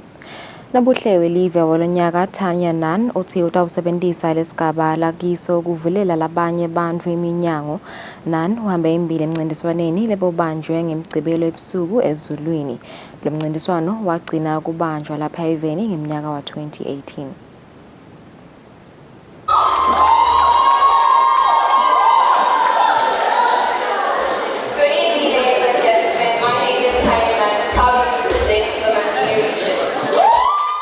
Kulamancamo alomncintiswano Tanya Nan uhambe embili etintfombini letilishumi lebetifike kumancamo. Nan uthi lo mchutselwano bewungasiko malula njengoba bonke lebe bawungenele bebadibhalabane. Aspirations for the future are to open doors for others and to use this platform to shine and to encourage the youth not to dim their lights, to shine as bright as they can, to use each and every single opportunity that seizes them and grasp it. Labahlanganise lo mncintiswano bathi indlela leya embili iqala manje. The work starts now for next year. So we are ensuring, or we're going to try to ensure that we get more corporate people on board. I hope tonight can show them that we've done a good job and that they can believe in us and that the big companies will come on board. Lababuke emakhono nemasiko lapha eveni bambongele Nan. Now uniketa sicoco uniketa lo msebenzi lomkhulu ukuthi inyalo somele live. Awusamele likhala kini, awusamele bodzadzewenu, awusamele bangani bakho somele live. Lokho sinesixoxo la kasithwele. Sixoxo selive, live ke ngicabanga ukuthi lesinze. Angeke wena lokuthandza ngoba live lekubukeni. Lobe wesibili kulomchutselwano kube nguShanice Mamba. Kwathi wesithathu kwaba nguvezile Mthupha. Ndzaphinti Eswatini TV kubika Themkosi Mavimbela nginambonga Dube ezulwini. Umphakathi waselangeni ubambe inkonzo yekuthandazela live kanye netinkinga temmango. Ekusho kwendvuna yemcuba afana Mhlanga lenkonzo iphindze ithandazele imikhosi yelive kuthi ihambe kahle. Mhlanga bekakhulumana kubanjwe lenkonzo emphakathini yalangeni. Umphakathi waselangeni ngekubona kwanza kwetinkinga letifaka ekhatsi budlwangudlwangu kanye nekusebenziswa kabi kwetidzakamiva ubambe inkonzo yekuthandazela litimo. Ngokusho kwendvuna yemcuba emphakathini waselangeni Fana Mhlanga, baphindze bathandazele nemisebenzi yelive. Yonke imisebenzi lefanele siyenteke eveni. Sicelela kuNkulunkulu ukuthi kude iphumelele. Njengoba nibona nje lamva kwami tibaya konke kuhle nemagoma kuhle. Kungoba kulungiselelwa yona imisebenzi lekhona yelive. Sihlalo webafundisi baselangeni Sipho Smith uthi bathandazela ukuthi isimo sekweswela naso sinciphe kuleya ndzawo. Sesithandazele live emakhosi nalommango uyathandazelwa. Le nkonzo beyingenelwe mabandla langephansi kwemphakathi waselangeni kanti-ke inkonzo lebanjwa njalo ngeminyaka. Itindzabeni kubika Sondomlangeni ngambongwa Dube elangeni. Baholi betinhlangano tekongane kwebolekisa kuleli sebatawuba nelitfuba lekufundza kabanti ngekugcina imali ngemuva kokuthi letinhlangano evekatini le-Afrika tisungule likolishi lelingaphansi kwenhlangano yalamave leyatiwa nge-African Confederation of Cooperative Savings and Credit Association. Mengameli wale tinhlangano kuleli Winile Vilane uthi lelikolishi litawutfutfukisa letinhlangano. Tinhlangano tekongane kwebolekisa tihlangene eSibebe Resort ngemsebenzi wekucokelela imali yekutfutfukisa likolishi lelicecesha abaholi baletinhlangano evenikati le-Afrika lelinamahhovisi eveni leKenya. Mengameli waletinhlangano kuleli Winile Vilane uchaza kabanti. Lesikolwa lesi sinesilivela kangwane. Kuyabonakala ukuthi ema-cooperatives langakanako ukufundziseka ngoba sekanako ukukhula kakhulu maswati lama-cooperatives. Nangabe-ke ukhanza ukuthi labaholi labalapha etigabeni abakafundziseki, kuba khona lokudlabhatiseka kwaletimali. Kungako sithi thine nangabe sesibuyile-ke sahlangana lesikolo lesi sitasinika lokuthi tiphathwa kanjani-ke letinhlangano nasetikhulile ngaleli zinga lesetikhule ngato leti telivela kangwane.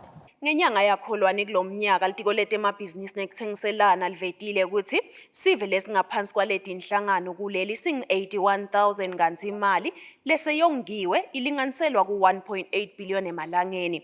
Etindzabeni teSwatini TV nginginelsi Wendlangamandla kunambongwa Dube eSibebe. Kugwazwe somabhizinisi yokulichamukisa eveni lendiya ebuka itolo emini. Osomabhizinisi ugwazelwe ukuthi bekede ligwayi lelibitwa ngokuthi i-GT esitolo sakhe. Umsolwa ubanjwe esive samnikela emaphoyiseni. La sikhona khona sisebuka ezulwini lapho ke khona ke sikhanze ukuthi kwendeke isigameko lesikhulu kulesi sitolo lesilapha emva kwami. Lokwendekile lana mbukeli kuthiwa kuchamuke umuntu wakhona lapha endzaweni wangena esitolo. Ngangena esitolo kuthiwa ke bekafuna ligwayi inhlobo ye-GT. Angena ke esitolo khanza ukuthi akalitholi leligwayi lalifuna ukuthiwa alikho esitolo. Kwaba ngilapho ke khona ke atfukuthela khipha umukhwa wagwaza lo somabhizinisi lokuthiwa uchamuka eveni lasendiya. Nasifika ke siwakhanzile emaphoyisa asasebenta khona lana ke mbukeli nawo lasichazele ukuthi asasebenta yini la itfolile. Sikhanzeke ukuthi naleli ndiya sebalithethe lithethwe ngilamanye mhlawumbe mandiya aliphuthumise esibhedlela lesisafuna kuthola lokuthi singabe aye kusiphi isibhedlela. Kuthiwa ugwazwe lansanyeni siseta asethena kahle ke ngoba emaphoyisa labanye alandzele ngemuva nje kuya khona le esibhedlela. Sitawuthola imilayeto leminingi khona le ngoba nakasuka la condition yakhe vele bengasiyo lenhle kahle. Mbukeli lokunye lesikutfolako ukuthi umsolwa uthe ngekugwaza lo somabhizinisi waphuma wagibela ikhumbi. Washona ke ikhumbi lebeya kamanzini washona sekatholwa sive khona ngase-satellite lapho sifike samehlisa khona samnikela etandleni temaphoyisa lapho kwanyalwa sagcinwe khona. Kanti-ke lo somabhizinisi yena kuvakala ukuthi usesesibhedlela e-RFM kamanzini lapho khona asacilongwa bodokotela. Ndzabeni teSwatini TV kubika Themkosi Mavimbela nginaThemba Shabangu ebuka. Libandla lelingamele temakhono nemasiko eveni selitfumise labahlela umcimbi we-bushfire ngelitfuba labalinika abahlabeleli bakuleli nalabo labenda emakhono lehlukene. Umphathi waleli bandla Stanley Dlamini uthi amaSwati ayakhona kufundza tindlela tekutfutfukisa kutemakhono ngekufundza kulabanye emakhono latfutfukile kakhulu bakulamanye emave. Lesikubonako nyalo kusiniketa dologcina ukuthi nakakhula bushfire ukhulela thina eMaswati, nakakhula bushfire ukhulela lama-artist ala-11 ngokuthi nawo abe akhule kanye nawo. Lokusho ukuthi ngeke nje sithi ama-artist a7 awu ngoba nakusekudip bushfire sesitawubona bekwahamba. Ithi lenzaba nakuta bushfire sicala ekhaya. Siyababonga labe kunene ukuthi babone kuhle ukuthi icale lenzaba isentshetweni labasekhaya. Bathi befika bekuhamba ukhanza ukuthi basekhaya sebavelile. Siye sithi sibonga ukukhula kwefestival ngoba kusho ukukhula kweMaswati. Kukhula kweMaswati kusho ukuthi kule festival manyende eMaswati la sakhona khona. Siyakuvumisa ke lokho ngoba lesihlale sikugadzile nalesihlale sikunakile ukuthi ifestival nayikhula ayikhule nawo eMaswati. Ifestival nasithi inkulu sisho ngoba neMaswati siyawabona semakhulu ngoba utawunaka lokho ukuthi uma ngabe umhlaba ufuna ama-artists utawafuna lekhabo ama-festivals lamakhulu. Manje ke lokhu nje kusho kona ukuthi ifestival yethu nayikhula nathi singeMaswati nemhlaba utawusina ufuna ama-artists wathola eveni lala kune-festival lenkulu khona. Sive sitiva sikhathatekile sesitawukhona ukusitakala ngemuva kokuthi kusukunyiswe inhlangano i-Love in Motion letawusebenza tindzaba tekuhlukubeteka. Akhuluma eHawane Resort lapho bekubanjelwe khona lo msebenzi, umsunguli wenhlangano Thobile Vilakati uthi le nhlangano itawuletha lithemba kulapho labahlukubetekile. Lokusenda ukuthi sisungule lenhlangano ukuthi na ubuka la ngaphandle ubona tintfo tenteka, uyeva namhla khona lo tibulela, uyeva lo munye ubulelise bantfwana bakhe ngamhlamba ngabanathi sabo chef. So lokusende sikubone ukuthi siyadingeka siyinhlangano yini lele singakwenda ukuthi umuntu angazafinyelele la atibulala khona but abe nenzawo lokuthi ngabalekela khona. So Love in Motion inhlangano lesukumela kukhatha lokuthi kube bede abantu labatibulala. Lisito lesifuna kuliniketa ebantwini kulesinye isikhathi kuyendeka kube tinkinga lobhekene nato ude nenzawo yekuhlala. But thina sifisile ukuthi sibe nale shelter longakhona la kwati khona ukuthi nangishonelwa lilanga lingangishonela ngekuthi ngiye ka Love in Motion. Na uswele kwekudla ungaya ka Love in Motion. So lisito lesikucelako nasesiveni ukuthi noma ngabe wenda i-shopping yakho nakukhona longakuthenga kungaba sikotela semabhonjisi, ngaba lipaka la shukela, kungaba ngiswayi noma kungaba yini, but siyacela ukuthi niphonse esivivaneni because kunemindeni lelala ingakadli. Kunebantu labangadi ukuthi nalishona la namhla batawudlana. Zanele Thabete umsunguli wenhlangano yabo umake i-Women Working Together uthi sive siyatidzinga tinhlangano letinjengaleti. Lilungelo likhona lekuthi umuntu naye ingqondo yakhe ihlale ngilekhalphile, ihlale ngilekahle, angabi naloku ukhinyabeteka kwekuthi socabanga kakhulu ngoba sone stress.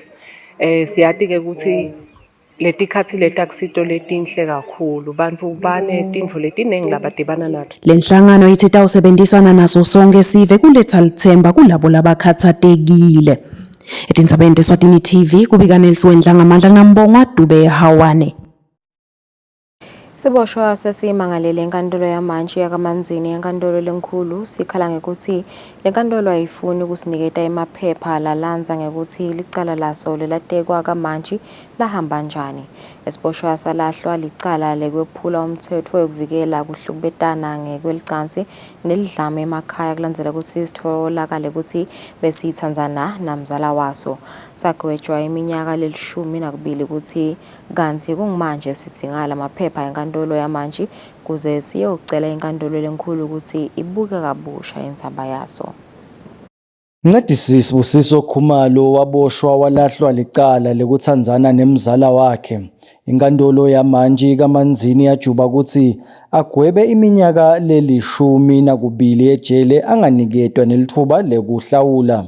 Khumalo ufuna kuya enkantolo lenkulu acele ukuthi lesijubo sihociswe noko manje ubanjwe ukuthi inkantolo yamanje solo ayimuniketi emaphepha ukuthi leli cala lakhe latekeka kanjani. Lamaphepha ufuna kuwafaka enkantolo lenkulu kuze itawubuka nayo ukuthi lenzaba yatekeka kahle yini vele. Inkantolo lenkulu yajuba ngenyanga yaKholwane ukuthi Khumalo aniketwe lamaphepha kungakapheli emaviki lamabili noko kude kube ngule nyanga solo akawatholi. Sewuphinze wabuyela enkantolo lenkulu wayocela ukuthi ikhiphe lesinye sijubo kuze athole lamaphepha njengobe naleli cala laboshelwa lona uthi akalati. Khumalo utshele inkantolo ukuthi leli cala lakhiwa ngugogo wakhe kulandzela ukuthi kube nemprofeti lomtshela ukuthi kufanele tinkhomo tamkhulu wakhe tibhaliswe egameni lakhe kuze tinkinga takhe titawuphela. Khumalo utshele inkantolo ukuthi wayiswa ngugogo wakhe kulomprofeti noko logogo akazange abese uyayitsanza indzaba yalesiprofeto kungako tintfo emkhatsini wabo tacala kuba munyu. Tindzabeni Eswatini TV kubika Themkosi Mavimbela eMbabane. Indvuna yenkundla yakalobamba Bhekisisa Bhembe seyikhuthathe sive senkundla yakalobamba ukuthi seyibike imigwaco ledzinga kulungiswa ikakhulu i-Probase. Bhembe uthi sekwakhiwe imigwaco lemine kule nkundla. Bekakhuluma ngesikhathi baka Probase balungisa umgwaco losuka eBuka uya eHukwini. Hulumende solo uyachubeka nekuqinisekisa ukuthi imigwaco ledzinga kulungiswa kuleli iyalungiswa ngendlela lebhekekile. Enkundleni yakalobamba sekulungiswe imigwaco lemine. Sikhulumisene nendvuna yenkundla yakalobamba Bhekisisa Bhembe lechazile ukuthi sive asibeketele njengoba lolu hlelo lutawuthatha isikhathi. Ubana lesidingo zazivelela ukusowendiwe so unato letinkinga ngoba uthana uphela kwendiwe. Wathola singena ema-truck la ulandza igodo letule emzimba. Abuye nato umsebenzi ke nawo wahulumende uzafaka indleko letimali ama-taxis. Kepha-ke lokhu bese kudamage lo mgaqo kwaqala la kunakuqala oma-truck. Wasuyathamba le ndlela wayinde ngakhona. Simgaqo lesifake eProbase kube nguye lobuka 2 eHukwini kwaba nguye Mlindazo 2 eLangeni. Kwase kwabuya kwaba ngivutshini 2 ehina kwabuya kwaba nginyonyane kude ehhovisini leMasulumane. Lokho ya kusho ukuthi ngaphasi kwale miphakathi ethi imigaqo seshodanyana kushoda gele eCentral Gobeni nalobamba kusuka eclinic kuyetulo elobamba emphakathini kanye nasenghanini. Lokho kusho ukuthi sive nakhona lapha sisibeketele sibuke yona iminisi ukuthi ayiqhubeke nale migaqo ngoba lemigubane lebesiyifaka phambilini besiyifaka vele besiyamuka lemigubane. Ngemnyaka wa 2014 litiko letemsebenzi lemikhulu nekutfutsa lasayina sivumelwano nenkampani yaka Probase yokwakhiwa kwalomgwaco waseBuka lowabita imali lenganga 30 million emalangeni. Ngenyanga yeLweti lomgwaco uyachubeka nekulungiswa ikakhulu lapho ulimele khona njengesivumelwano uhulumende lasenda nalenkampani. Etindzabeni kubika Sondomlangeni nginambongwa Dube eZulwini. Libandla le-Destiny International Christian Center eZulwini seliphe bogogo nabomkhulu labalikhulu kudla. Umsunguli waleli bandla umfundisi David Chaliyumba uthi abantu abadala abayingcenye yesive lesishayeke kakhulu ngenxa yokuphethuka komkhuhlane i-COVID-19. Ngakho-ke libandla likubone kukuhle ukuthi libasekele. Umfundisi David Chaliyumba uthi kumcoka kwekuthi sive sesekelane nakulesikhathi lapho khona simo semnotho singesiso lesihle kungako leli bandla likubone kuhle kunikelela abantu labadzala. We decided to give to the elderly and the needy in the community, just to give them some food hampers and early Christmas for them so that at least they have something to do. This is something that we do actually after 3 months. We've been doing this for the past 4 years now. And during COVID, we just had to continue doing that. Today, we have only given about, I think, 12 to 15 families, those that were in church, because we didn't want to announce, we just wanted to do it. And the rest, we are just going to take to their places where they are, because there are those who are unable to come today. Siyatibongela kakhulu ngoba vele most of bogogo bahlangana nabantwana labahluphekile labanye ma-single parents and beyanganiki bogogo phela even before nje bekanika bonke laba ngathi baswele nalabacela bacelako. Uthi labanye balabantu labadzala batawumikiselwa kudla emakhaya njengoba bangakakhoni kufinyelela esontfweni. Umfundisi Chaliyumba uchubeka uthi lo msebenzi wekunikelela abantu labadzala leli bandla liwenda njalo ngemuva kwetinyanga letintsatfu. Etindzabeni Eswatini TV kubika Nelson Ngamandla kunambongwa Dube eZulwini.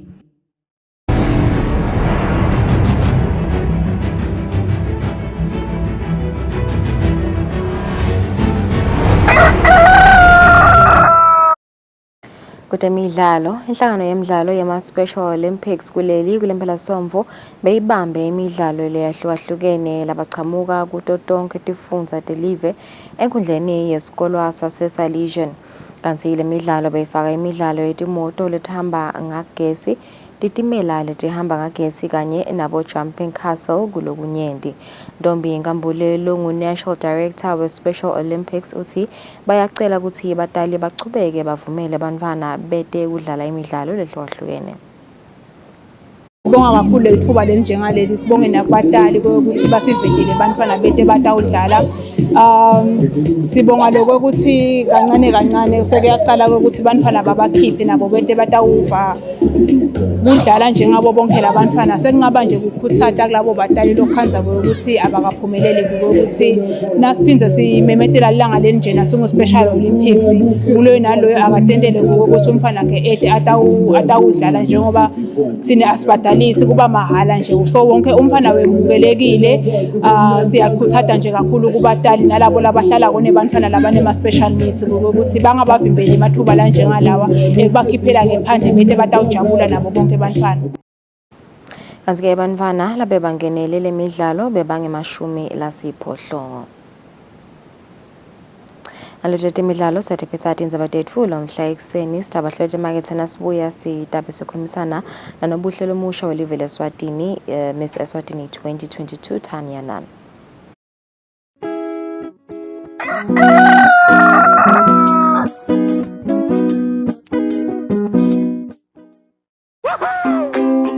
Pay your TV license quickly and easily with MTN Momo. Simply dial *007 *3 hash and select option 8 for TV license.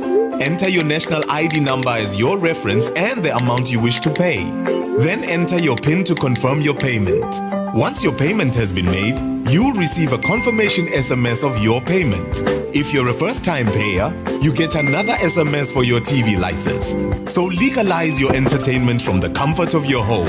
Pay your TV license the easy and convenient way with MTN Momo. Everywhere you go, MTN. I do the most. Watch local TV on the go with the Eswatini TV app for only 20 emalangeni. Come on. Do the most with Eswatini TV app. Download from Google Play Store or App Store. We're good together. Everywhere you go, MTN.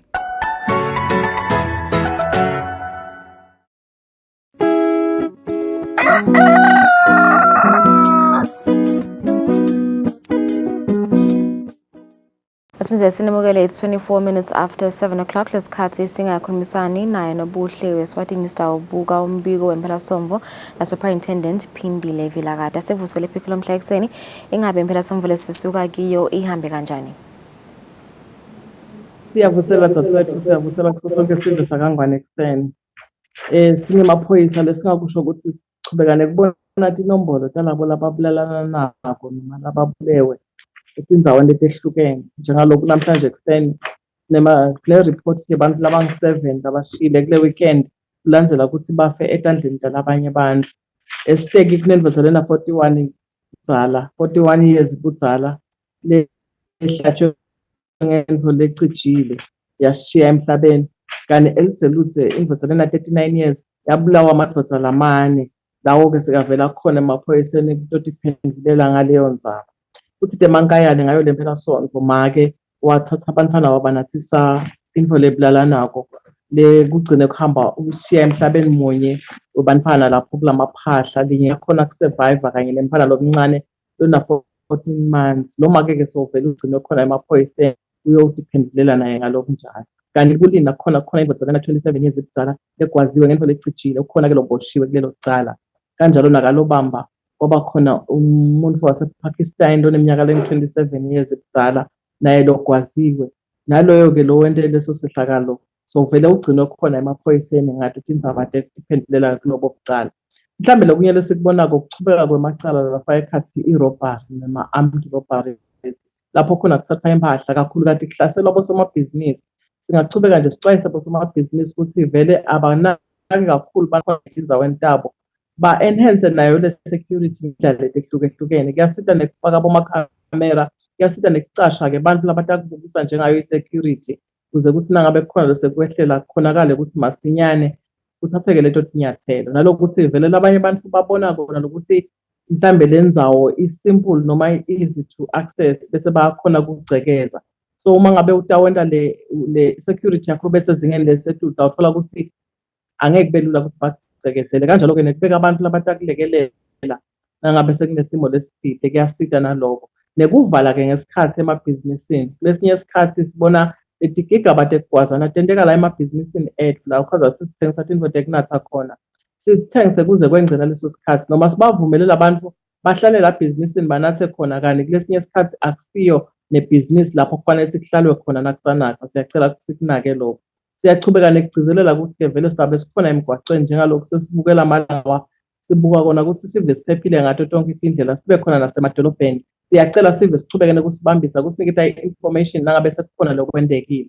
Singasebenzisa 999, singamshayela 9999 noma bo9 labane, singamshayela na 112 nangabe kunesimo lesisibonako lesithinzana nabo kucala. Siyabonga kakhulu, sifisela wonke umuntu liviki elihle njengalokhu sesicalile. Ukusiniketa loyo mbiko wayo impelasonto mbukele sibahlala imangathena sibuya sikhulumisana na Miss Eswatini 2022 sizaphinde sikhulumisane nebedemidlalo kuva ukuthi Dona Thambe kanjani kule mpelasonto asibuye sichubeke nehlelo.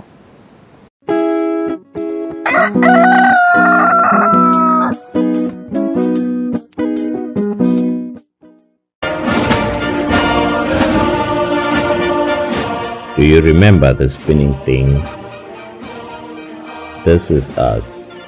This picture represents what we did. We were there when coronavirus wreaked havoc in our population. Together with other stakeholders, we formed the first line, controlling the spread of the unknown and unseen enemy of the people.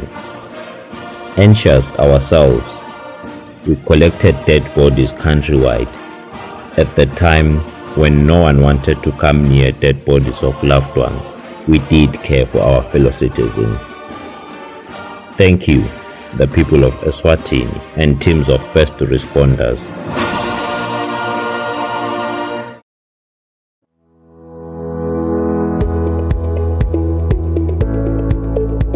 Why should we pay our TV license?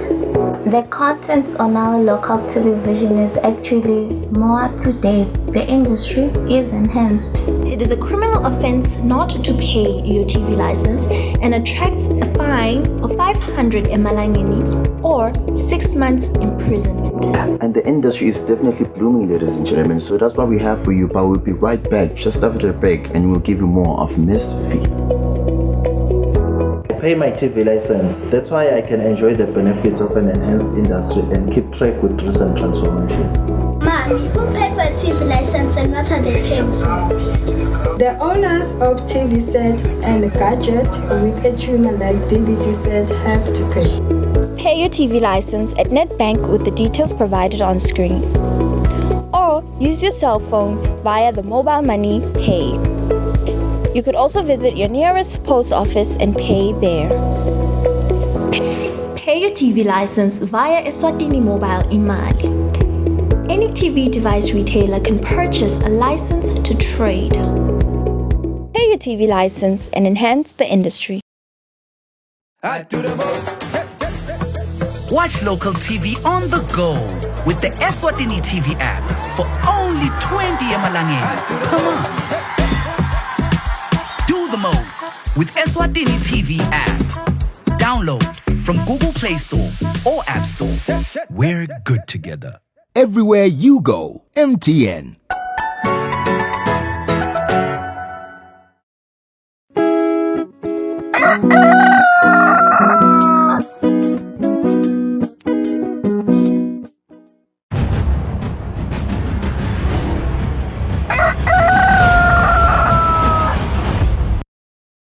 It is exactly 29 minutes after 7 this Monday morning.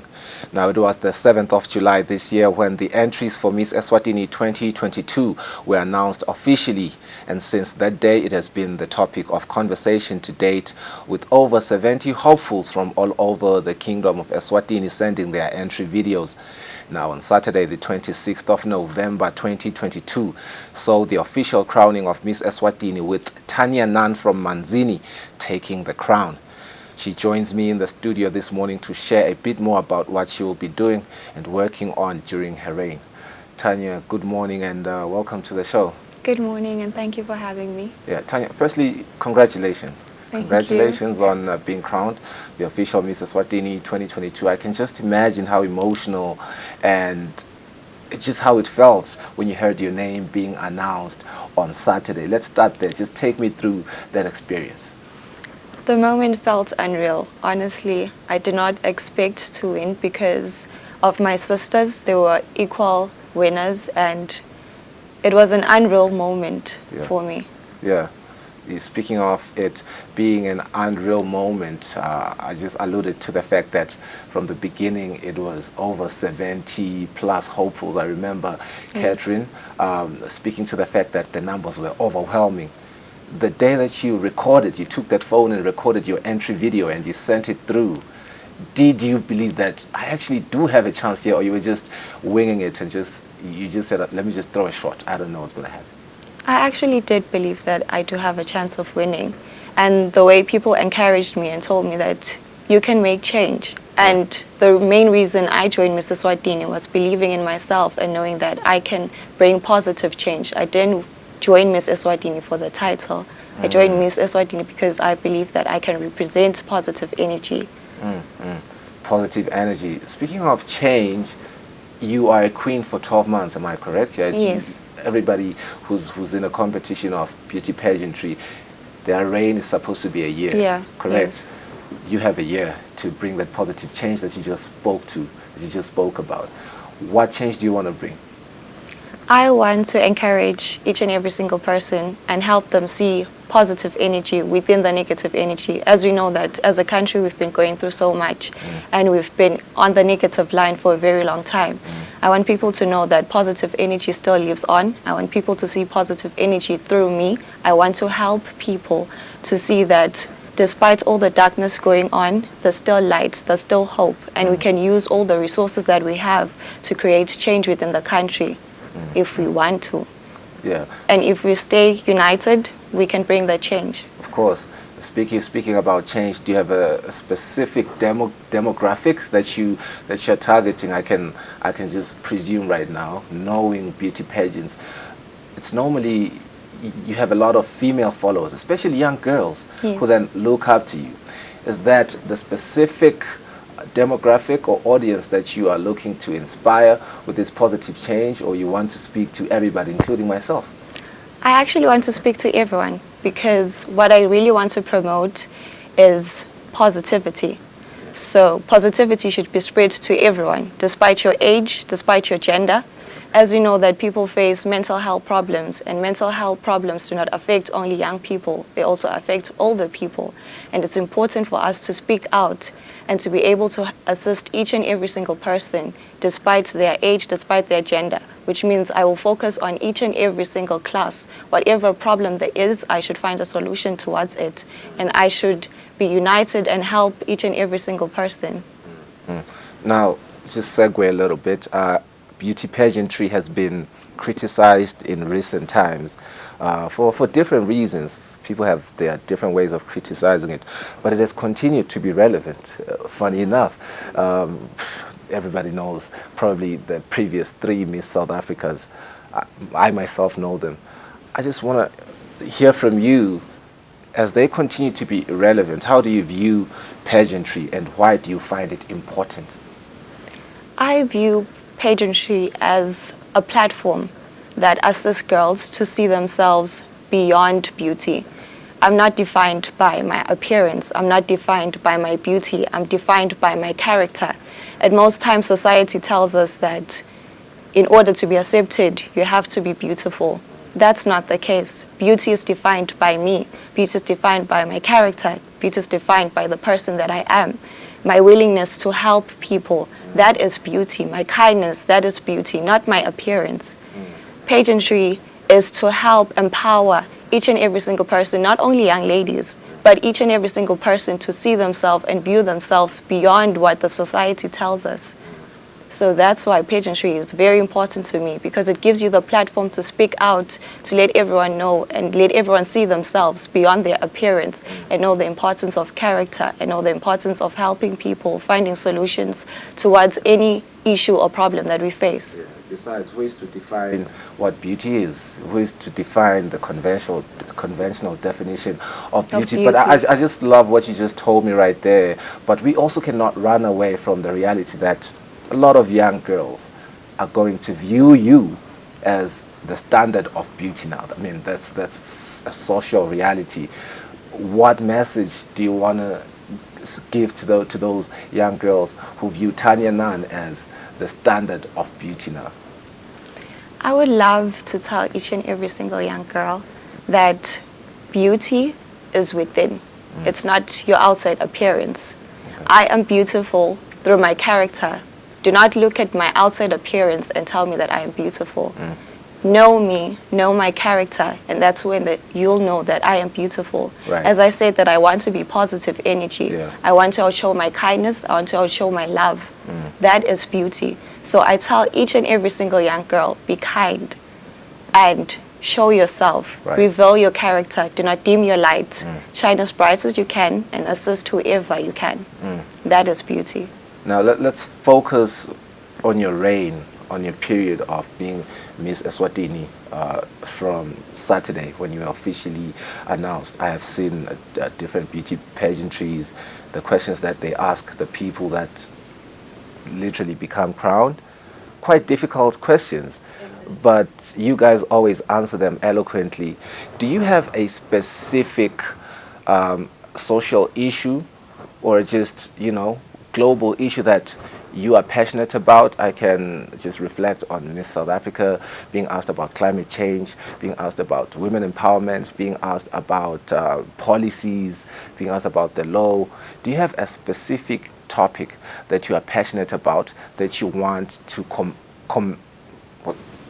emphasize? Emphasize on, yes. I would love to emphasize on mental health. Okay. Because I believe that your mental health should always be stable in order for you to grow as an individual. So if your mental health is not in check, your life cannot run through. Your life cannot go well because everything that is within you defines the outside of you. So I want to focus on that, and I want to encourage every single person to focus on their spiritual self and to have spiritual growth.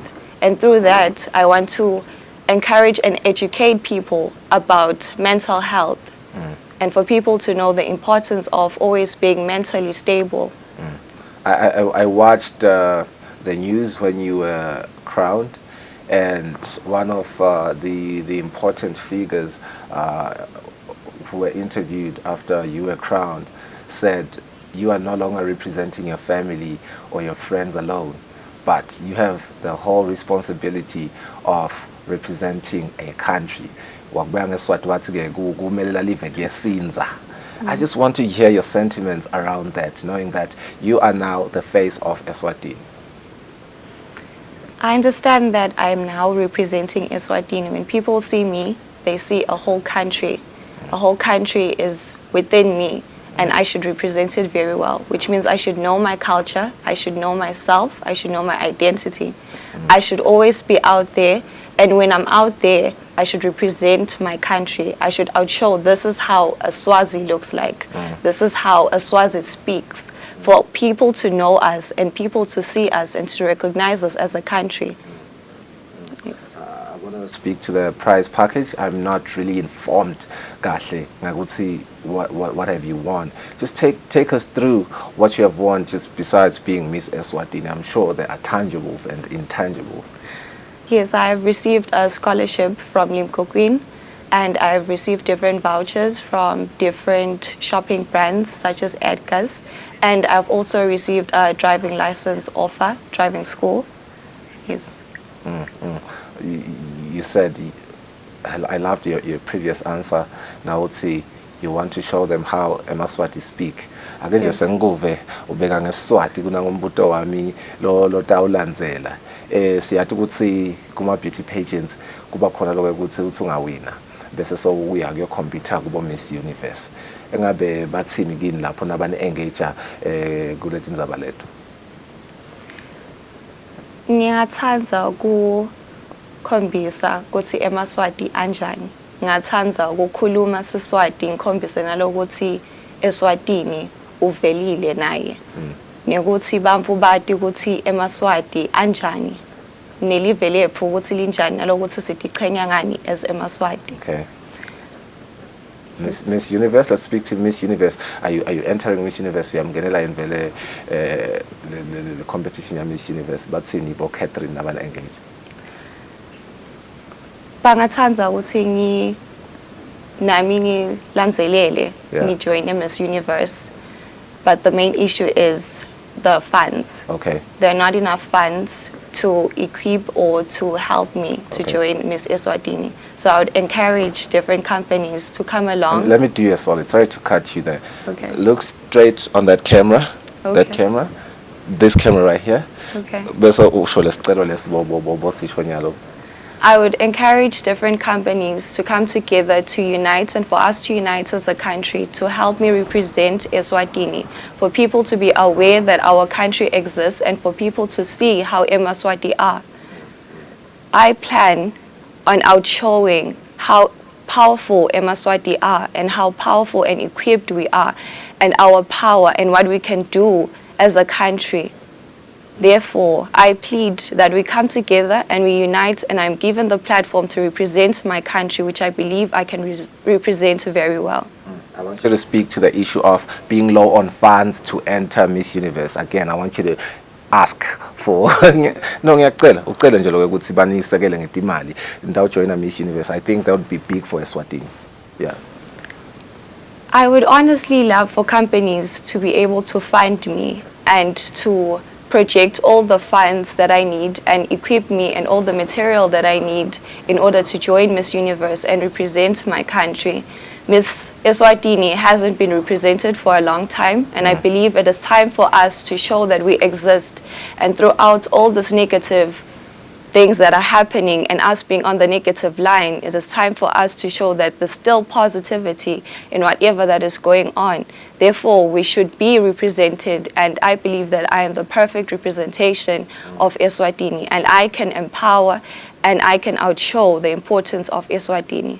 Now let's go back to the competition. That was beautiful, by the way, how you Thank put you. that. As a regular competition, I can imagine for the 4-month period from July to November to Saturday. Yes. The friendship, the relationship that you have made, the relationships that you've made with some of your competitors. I don't know if you should call them competitors or sisters. But in the first princess and the second princess. Let's talk about them briefly. How is the relationship between the three of you guys? We actually view each other as pageant sisters, not competitors, because we believe that you're not in competition with anyone else, you're in competition with yourself, which means you should always be able to grow as a person, and you should always be in competition with yourself, always better yourself, always find the best version of yourself. Therefore, my sisters that won were highly deserving, and each and every single person that joined Miss Eswatini had a very powerful character, and I learned so many things from them. I adapted so many different characters from each and every single person, and some were bold, some had the best walk, some were eloquently spoken, some had the most beautiful smiles, some of them were fit, some of them were very intelligent. And being surrounded by these powerful women and having to communicate about different topics and talk about just different things that are happening within our country, and actually realizing that people actually do have a solution to the different problems that we face. The only thing is most people need funds. People have ideas, but they need funding. They need people to support them, to see their vision as well. My pageant sisters deserve to win as well. They were winners. in as much as one person or three people have to win, each and every single person that joined Miss Eswatini won. The fact that you stepped out of your comfort zone and you felt like you can represent your country, you can stand for your country, that's a win on its own. Because we did receive backlash, negative comments. Some people don't understand why we even had a pageant because they believe that we were low on funds. But people are failing to see the whole point of pageantry. Pageantry isn't about outshowing class, outshowing beauty. It's about us showing that one person can stand for the country and bring positive energy and bring change through unity. That's why we were united as sisters, because we know the importance of unity. We know the importance that unity can bring to us as a country, that we shouldn't see each other as competitors. Instead, we should help each other grow. And that's what my pageant sisters were doing. We were helping each other. If someone was facing a challenge, if someone couldn't walk, if someone couldn't talk, you'd feel comfortable asking your pageant sister, would you please teach me this? Would you please help me with this? And it taught me the importance of understanding people, not judging people based on their appearance, not judging people based on their background. Discrimination had no place in that place. Awesome. I love it. Perhaps as our parting question, I want you to firstly just appreciate your fans. I know there was a period where you needed people to vote for you. Yes. I want you to appreciate them, thank them, yourself, and then just give me the reception from home, Gamanzini. I'm sure you coming back. I know it's been a day after Saturday, really. Yes. Maybe you went to church, I don't know, but just the reception around Manzini. I thank each and every single person that voted for me and believed in me. My friends, my family, and even strangers as well. People were supporting me and helped me believe in myself. At times, I would have self-doubt. I would self-sabotage myself. But people would always remind me the importance of me believing in myself, being confident in myself, despite all of the negative talk, despite everyone being negative, those few people being negative, the few positive people that came to me and outshowed positive energy, that's what I focused on. I focused on the positive side. I focused on my family. I focused on my friends. The fact that they believed in me and could see that I can represent my country quite well made me believe in myself more. And it showed me the importance of self-validation, not seeking outside validation, not seeking people telling me that I am not fit or I am fit. I should be able to know that I am well equipped and believe in myself. Thank you so much, Tanya, for joining us this morning. Thank you so much for having me. Once again. And thank you. Well, that was Tanya Nan, the new official Miss Eswatini, who was crowned on Saturday. She speaks passionately about Dinzaba Dabo mental health. Simpisela inhlanhla asaphuma ayagoti commentator asayagoti igcizelela in the community in inspiring young women. Sibonile ke ma psychologists sikhuluma nawo lapha ehlelweni ayigcizelela indaba yokuthi mental health is very important. Sibonile high rates of suicide and depression this year. Letibongwa ngiyo indaba yokuthi people are not mentally healthy. So inzaba la isho konje nani inzaba le baluleke kakhulu. Sitabahlala emarket nasibuya sihlala phasi na Linda Master Dlamini, who is our in-house sports analyst and journalist, kukhuluma nje ngetindzaba temidlalo. Sibahlala emarket.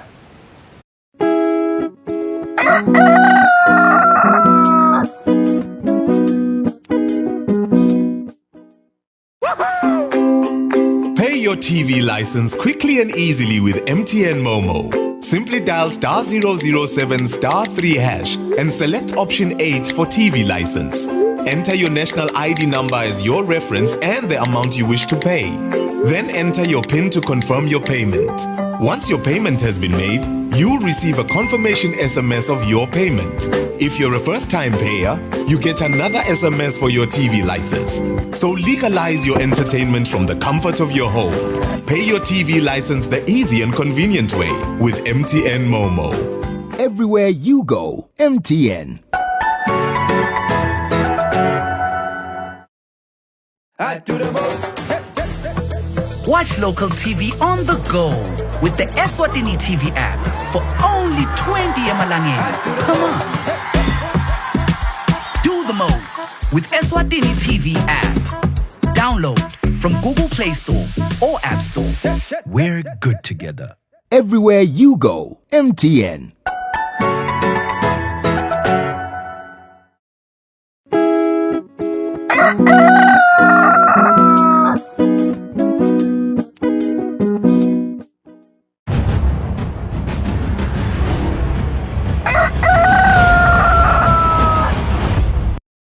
Welcome back Kusile. 10 minutes kuphela kushaya ke 8 lo muhla ekuseni ngijoinwa nguye Linda Master Dlamini walapha ekhaya ka Eswatini TV lo wathi kabanti ke tindzaba temidlalo. Linda, kunjani ekuseni?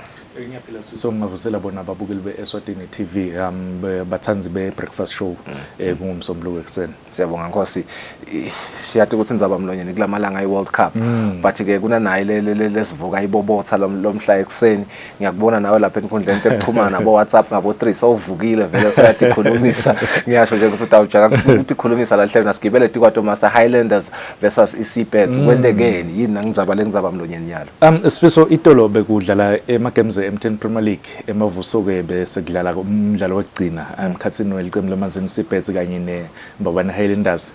Ikore kuqala ke Mbabane Highlanders i-through penalty yamoloto yabuya ya equalizer yona iSeabirds kwaba ngu-1-1 then Sandumuzi umdlalo weSeabirds wakora goal which Highlanders fans Nkumbi Bamva Stadium bakholelwa ukuthi ushaya ngesandla. After game, this is what happened. Fans eMbabane Highlanders agijimise Nompembe welisuku Mbongeni Shongwe khona eKhathengundleni.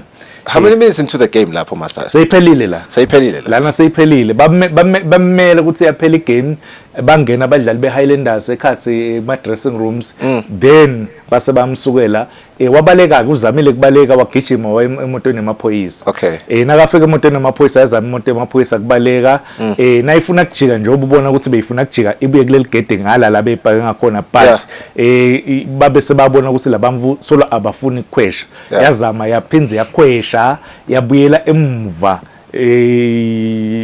Lengicabanga ukuthi ema-fans eHighlanders noma bese kuchuma spam but abakadedele emuva yaqhubeka imoto yahamba yangena ekhathi groundini. Lengicabanga ukuthi nalapho tinvele konakele nje tinvele inqumbi because inve kuqala nje imoto akamele ukuthi ingene ekhathi groundini bese bazama kuphunga simo kuphunga lesihlakalo libe sesivelile. Kwesibili lokusema fans angene ekhathi groundini lokunye lokho. Kwesithathu lokuthi bagijimise Nompembe yena Mbongeni bafuna kumenda la bebafuna kumenda kona and ke it was so unfortunate ukuthi the second assistant referee yena ke Nkosi yami the lady unaye uthole lokho lakutholile bakhonile kumshaya bambeketana. Yes, bambekile esandla into lesingayikhuthadi because kunemvana nje lohlete ekhaya lofuna kubangirafela kunemvana lohlete ekhaya lofuna kubukela ibhola kwekuqala nakabona these scenes ngicabanga ukuthi akusiko kahle kakhulu but luckily for Mbongeni ugcina khona escape through ilisito lemaphoyisa. Master, kusho kuthini lokho? What does this say about ngathi advancement yebhola yethu? Sesising abo VAR nathi vele ukutheni ncenye info lena that could have been avoided. And secondly, I just want you to tell me ukuthi who's going to feel the stick? The branch yale info lena, are the fans going to be reprimanded that ihlwe ngubani lotawutfola kubanisheka? Sifiso asathi ukuthi iPremier League kanye neDC kuthi batawuthini kulesihlakalo lesiphathi vele lenhlawulo noma lesijeziso ngicabanga ukuthi sithi abasikhudlanyana mhlambe ngingabuyela nje emva kancane iMbabane Highlanders kuvaliwe somhlola osenjetiswa because ibhasi eMbabane Highlanders yangena kule track yahamba kule track yagugubuka le track yafinwa ke iMbabane Highlanders. So ngicabanga ukuthi nyalo sekutaphenze kungete noma kususe kuvuse lesilonza nasi lesendekile about a month ago. But having said that akamele ama-fans angene nakhuzaneni kodwa ngicabanga ukuthi kumele ukuthi kube nendlela lekahle yekudisciplina ema-match officials if akabambi kahle umdlalo. Ngishiso yini lokhu? Ngishiso ukuthi nawuyibuka le ndlela lelingene ngayo leli goal, some say I believe ulishaye ngesandla. If bekunendlela lekahle ati lama fans ukuthi referee so and so upanishiwe nganaku la kwenda. We are far away from VAR. Bora fela banema mistakes, but if kunalendlela ekukhona kupapanisha, then ema fans atawuculiseka. But noma ngabe kungendeka noma ngayini, ema fans akamele ukuthi bese safuna kuthatha umthetho awabeke etandleni tawo. So this is not excusable, sis. Thank you so much, Master nje ukuthi ilandzisa kuloku sithembe ukuthi indzaba lesadevelop lena enda si update ngayo liviki lisachubeka nasetindzabeni. Asingene ku World Cup, Master. We saw my fan parks. I was fortunate nami ukuthi ngiyawubuka ku fan park. It was a beautiful experience. Just take us through fan park lebe khona and also the weekend nje FIFA World Cup. I-weekend ihambe kahle sifiso kakhulu enkundleni yase Prince of Wales lapho khona bekunama fan parks balandzeli noma bathanzi bemidlalo webhola bathi bathola ithuba lekubukela imidlalo ku big screen nema sponsors ke labeka khona la ama partners eSwatini TV lokufaka ikhathi KFC lokufaka ikhathi eSwatini Mobile bebakhona bahlangene nabo bebamvu bebaspina ba winner bo Street Twice 2 but winele ma data but eSwatini TV ngicabanga ukuthi yinvo lenhle lena lendile ukuthi bathanzi bemidlalo bahlangane sifiso ba enkundleni babukele ibhola because kumnanzi kubukela ibhola nihlangene angifuni icambe manga ngabona nje mina lapha kusukela emini. In fact kwaqala ekseni I was here nga 4:30 la emsebenzini beqala imbabane marathon ngalelo langa lelo because bekuyimbabane day yashaya imbabane marathon kwathi ngabo 9 yaphela base bayahlala bamvu bahlalela kubukela ema games World Cup. One of Emma games nje labe abukelwa lapha it was France versus Denmark, the defending champions lapho khona yagcina winile France ngamagoli amabili kulinye. Then later base kubukelwa eArgentina, but isifiso ngicabanga ukuthi lokumcwa kakhulu ukuthi iWorld Cup imnanzi this year and ama surprises maningi kakhulu. Sibonile itolo iMorocco ishaya iBelgium, iBelgium rank number 2 emhlabeni, iMorocco nangikhumbula kahle rank 40 something. So ungabona ukuthi ema surprises this year maningi kakhulu. Later sasibukela iSpain neGermany igame lebe siyisakada live eSwatini TV lapho khona. Yes, last night lapho khona sigcine sibona lama teams lamabili adlala i-draw. Ngicabanga ukuthi njengoba ngisho ukuthi iWorld Cup this year imnanzi kakhulu sifiso, but namuhla angisho ukuthi kuna imidlalo lemibili le style selabona babukeli kutawucala igame nga12 sitawungena nje live nga12 Abresimson utaba host kutawudlala yona iCameroon neSerbia, bese kuthi nga3 kudlala iSouth Korea neGhana. Ngabe sengiya hosta ke lapho ngicubeke naye Madida, ngicubeke naye Simphiwe kaSimelane. Ngicabanga ukuthi kumnanzi uSimvu ngebelithole. Sibonga kakhulu Nkosi isikhathi sakho. Ubonga mina sifiso. Linda Master Dlamini loyo walapha ekhaya eSwatini TV tindzaba temidlalo dithanza kakhulu yamuva nje ngisho akhuluma ngato ukukhumbuta nje babukeli beSwatini TV ukuthi ngama game lawashilo latinye letawudlala nga12 lamhla emini siyibukela sesibahlola emarket nasibuya sigoqode lihlelo lethu.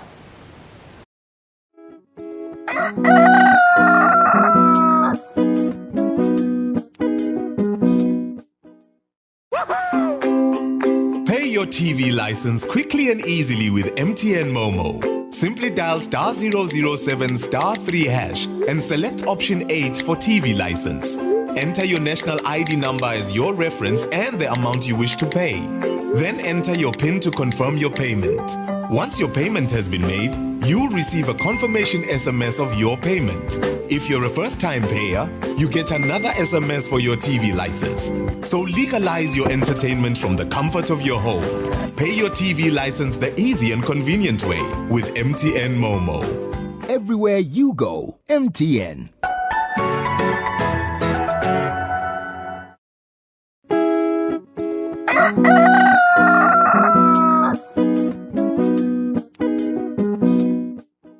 It's 1 minute before 8 o'clock. Sibongela kakhulu ukuthi nibe naso namhla ehleleni Kusile breakfast show sicala lona liviki zethama uthindaba neliviki lelihle nalelo busesekile.